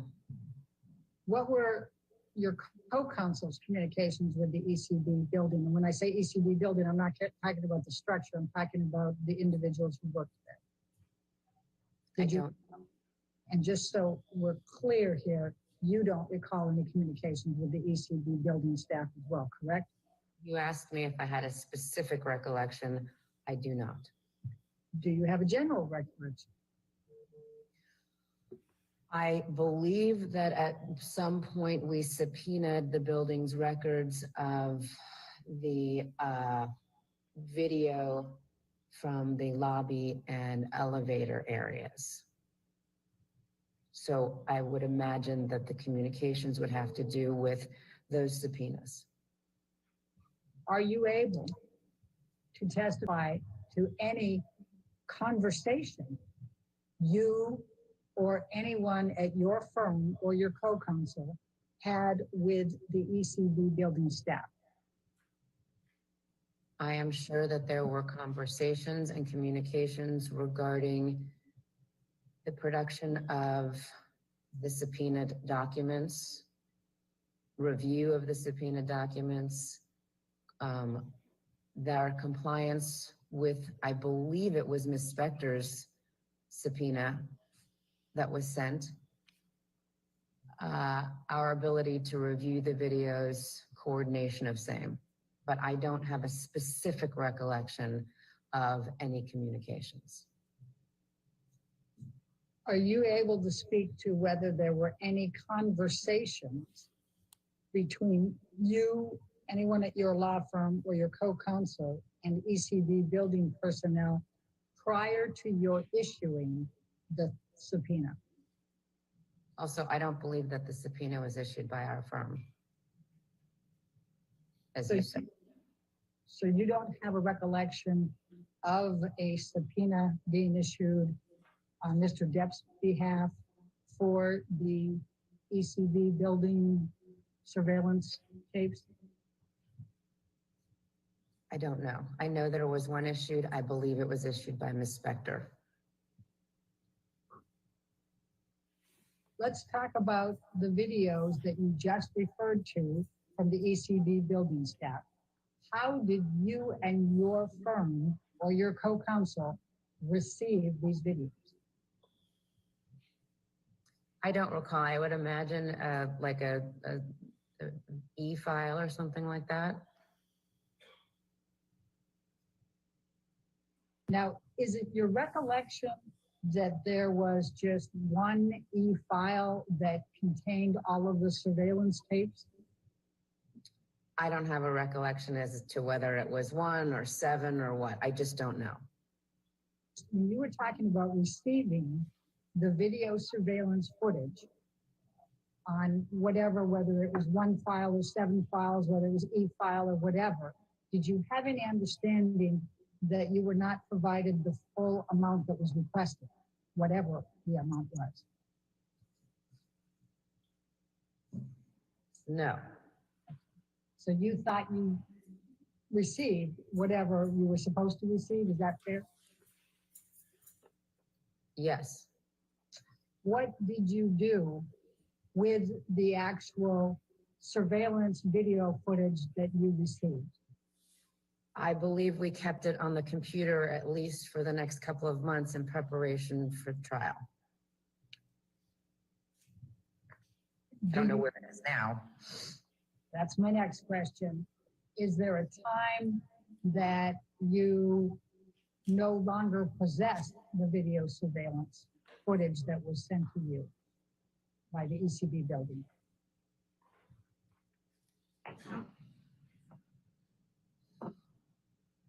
I don't know. Ms. Wasser, I'm going to ask you to take a look at what has been marked as Wasser Deposition Exhibit number 2, and it's a multi-page document. And so I'm going to scroll down a little bit, but you let me know if I'm going too fast here. It's dated June 3rd, and it's to Samantha Klein. She's with she was working with you on the Depp case, correct? Correct. Okay. And it's from Samantha Spector, which you can see there, and we'll show you the signature later. And it's litigation hold preservation of information, including not limited to electronically stored information. Do you see that? Yes. Do you recall receiving this letter? And if you want me to scroll down and let you read each page, I'm happy to do that first. I'm familiar with this letter. I recall receiving it. And did you receive this letter before you received the surveillance footage from the ECB building? I am not sure. Well, I think you had indicated that you thought that it was in June or July that you received the surveillance footage. Is that still your best recollection? Looking at the date and knowing the chronology of the case, it is my best estimate that we received this letter prior to the time that we received the video footage. Ms. Wasser, what steps did you and your firm and co-counsel take to preserve the surveillance video footage of ECB from the time you received it going forward? I think the absence of us doing anything to destroy the video footage would be the most I could testify regarding in terms of steps that we took to preserve the video footage.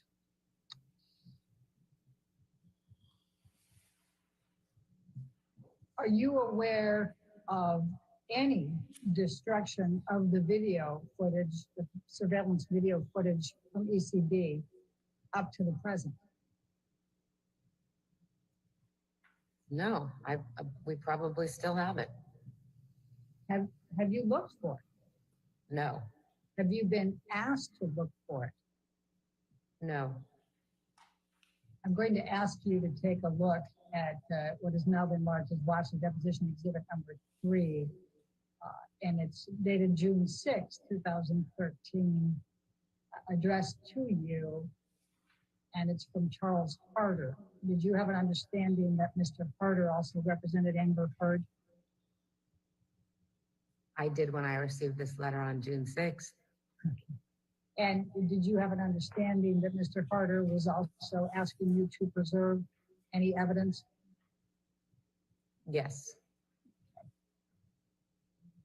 Ms. Wasser, I'm going to ask you to take a look at what has been marked as Wasser Deposition Exhibit number 4. It's dated June 6th as well, and it's to Charles Harder from your phone. And you are acknowledging receipt of the preservation demand letter from Ms. Heard as well as his. And you indicated we are fully aware of our obligations with respect to the preservation of evidence. Please rest assured that we intend to comply with the preservation demand and expect that Ms. Heard will do so as well. Do you recall saying that in this letter? Yes, And was this letter in fact from you to Mr. Harder? it was. Ms. Wasser, I'm going to ask you to take a look at what has been marked as Wasser Deposition Exhibit number 5. It's a letter dated June 21, 2016 to Samantha Spector, Charles Harder, and Leonard Levine, I think it's pronounced, remarriage of Depp. And it's from Samantha Klein. Do you see that? Mm-hmm. And you are copied on it. Do you see that? I do. Okay. And Ms. Klein worked with your law firm Yes. and represented Mr. Depp as well? Is that correct? Yes. Okay.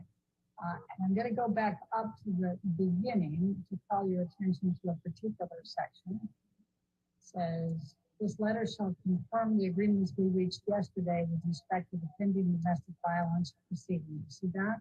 Mm-hmm. And then we're going to go down to the media, press, and it says, neither party nor his or her respective counsel representatives or agents shall make any comments in the media or press pertaining to this dissolution action, the civil action pending against Doug Spino, and or any pending or future litigation between or involving the parties. Do you see that? Yes. All right. Does that accurately reflect the agreement that was made between the parties with respect to Amber Heard and Mr. Depp in communications with the press? Yes. Do you know Liz Walters? Who? Liz Walters? Yes. And who is she? She is a reporter. For? I believe she works for her brother's online media outlet called The Blast. Did you have any communications with Liz Walters during the Depp-Heard divorce? I don't recall. Did you have any communications with TMZ relating to the Depp-Heard divorce? I don't recall.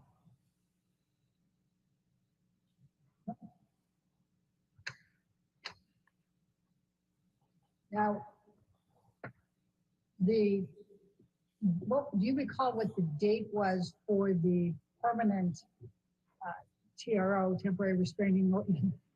Do you recall the date that you said that early on, 21 days after the temporary restraining order is typically the date that's set for the hearing for the defendant if they want to come in and oppose it, or if the petitioner wants to extend it? Do you recall what the first date was? I don't, but I would imagine it was probably at some point in early June. All right. And then do you recall that date being continued? I do. How many times? At least twice, possibly 3 times. I think that the final date was at some point in August and we settled right before then.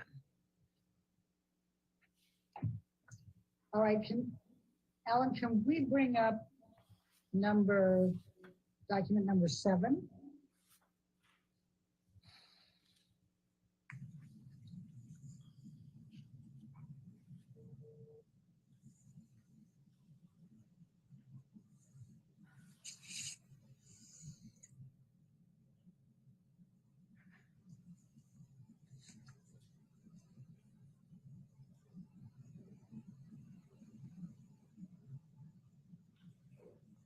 Thank you, Alan. Ms. Wasser, I'm going to ask you to take a look at what has been marked as Wasser Exhibit number 7. It is dated August 5, 2016. It is to you from Samantha Spector. Do you see that? Yes. Do you recall, did you receive this document?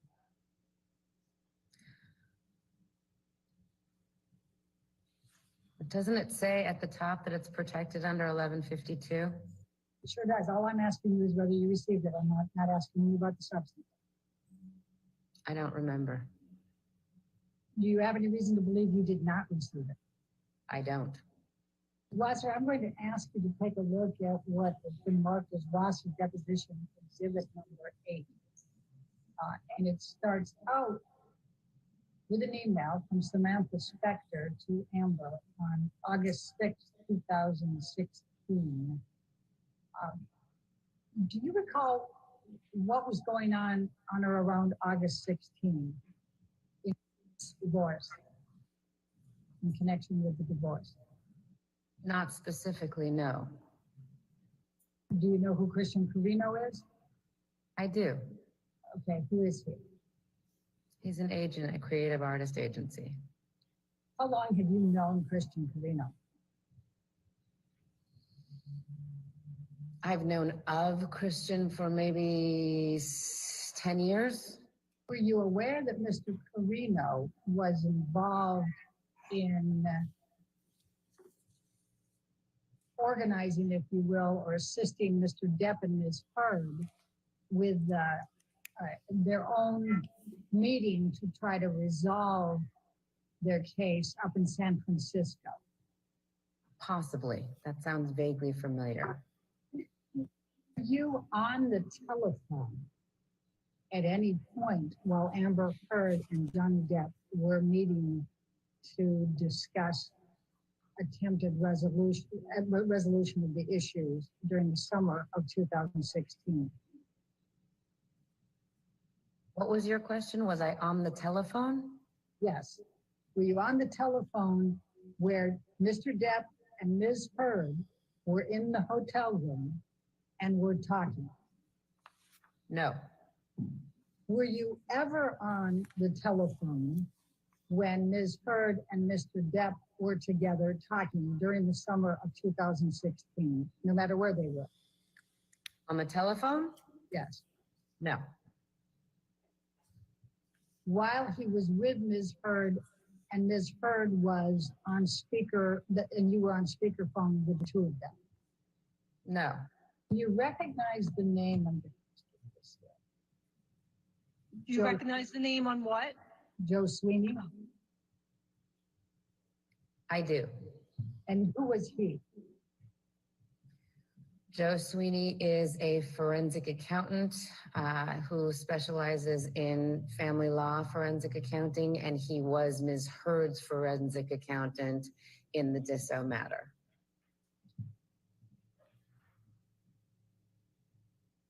And was Edward White acting as the forensic accountant for Mr. Depp? No. Did Mr. White provide the documentation that was then submitted to Samantha Spector as counsel for Ms. Heard?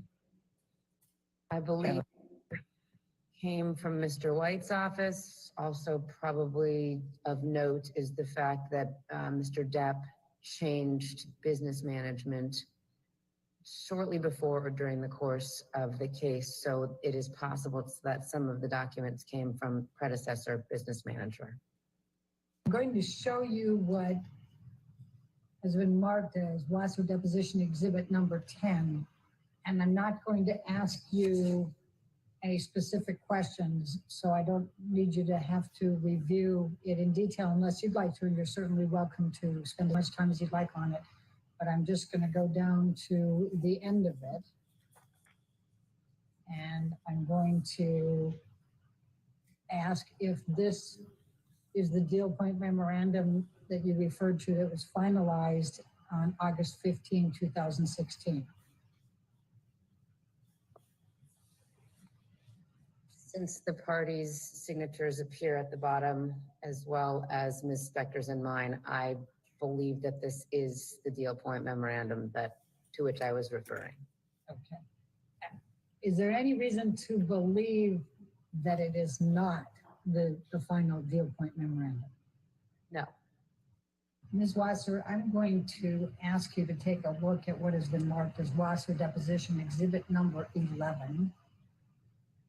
And it's a series of documents. An FL 150, for example, and then that's page 404, and then it goes into the next part, 1 of 1.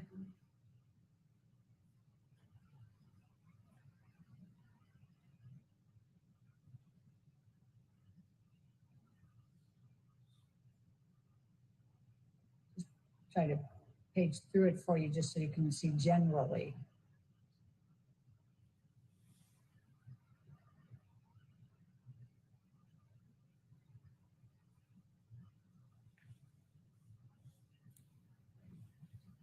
Do you recognize this document? Yes. Could you tell me what it is, please? It looks to be one of the parties, I guess Mr. Depp's, what we call in California, preliminary or perhaps final declaration of disclosure. It's just financial disclosure forms. Ms. Wasser, I'm going to ask you if you can take a look at what has been marked as Wasser Exhibit number 12. And it's a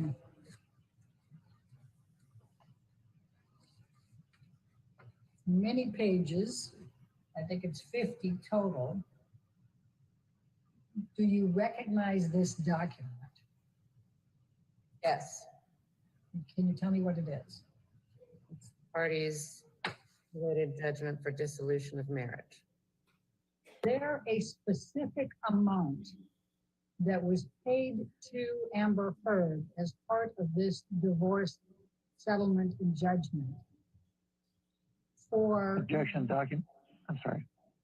for her claims of domestic violence, including any claims of assault, battery, intentional or negligent infliction of emotional distress, libel, slander, and or defamation? I don't believe that we segregated out what the total amount was being paid for. Did you make any effort to seal, S-E-A-L, the records in this case? And I'm referring to the case in front of us, the marriage or partnership of Amber Laura Depp and John Christopher Depp II, filed in Superior Court of California, County of Los Angeles.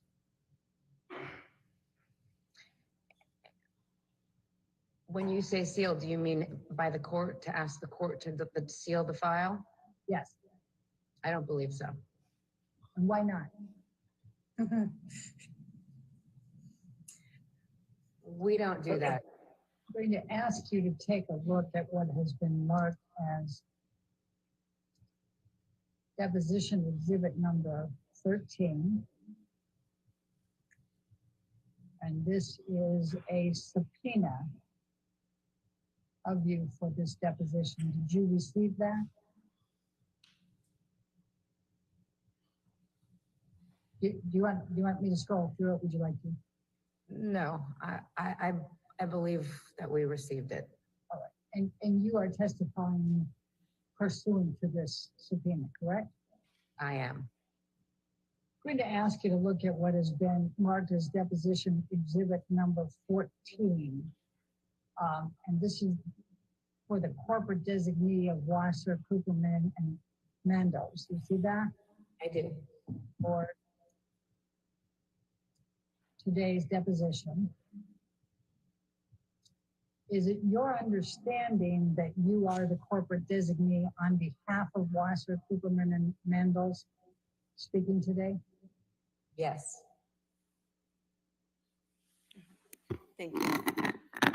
All right, ladies and gentlemen, I think given the hour, that'll be all the testimony that you hear today, okay? So we'll go ahead and recess for the day. Make sure you don't do any outside research and don't talk to anybody, and we'll see you tomorrow, okay? Get some good rest, all right? Thank you.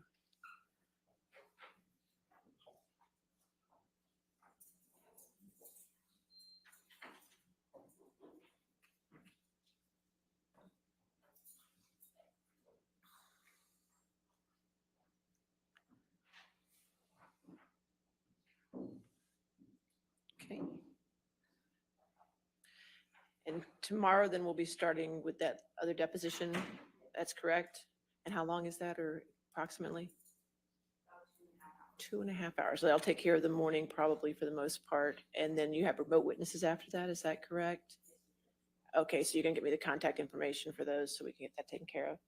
All right, just remember, we do plan accordingly because I do need to take a lunch between 1:30 and 2:30 because there's a graduation I have to speak at. So we're gonna take care of that, okay? All right, thank you. Have a good evening. Thank you. All right.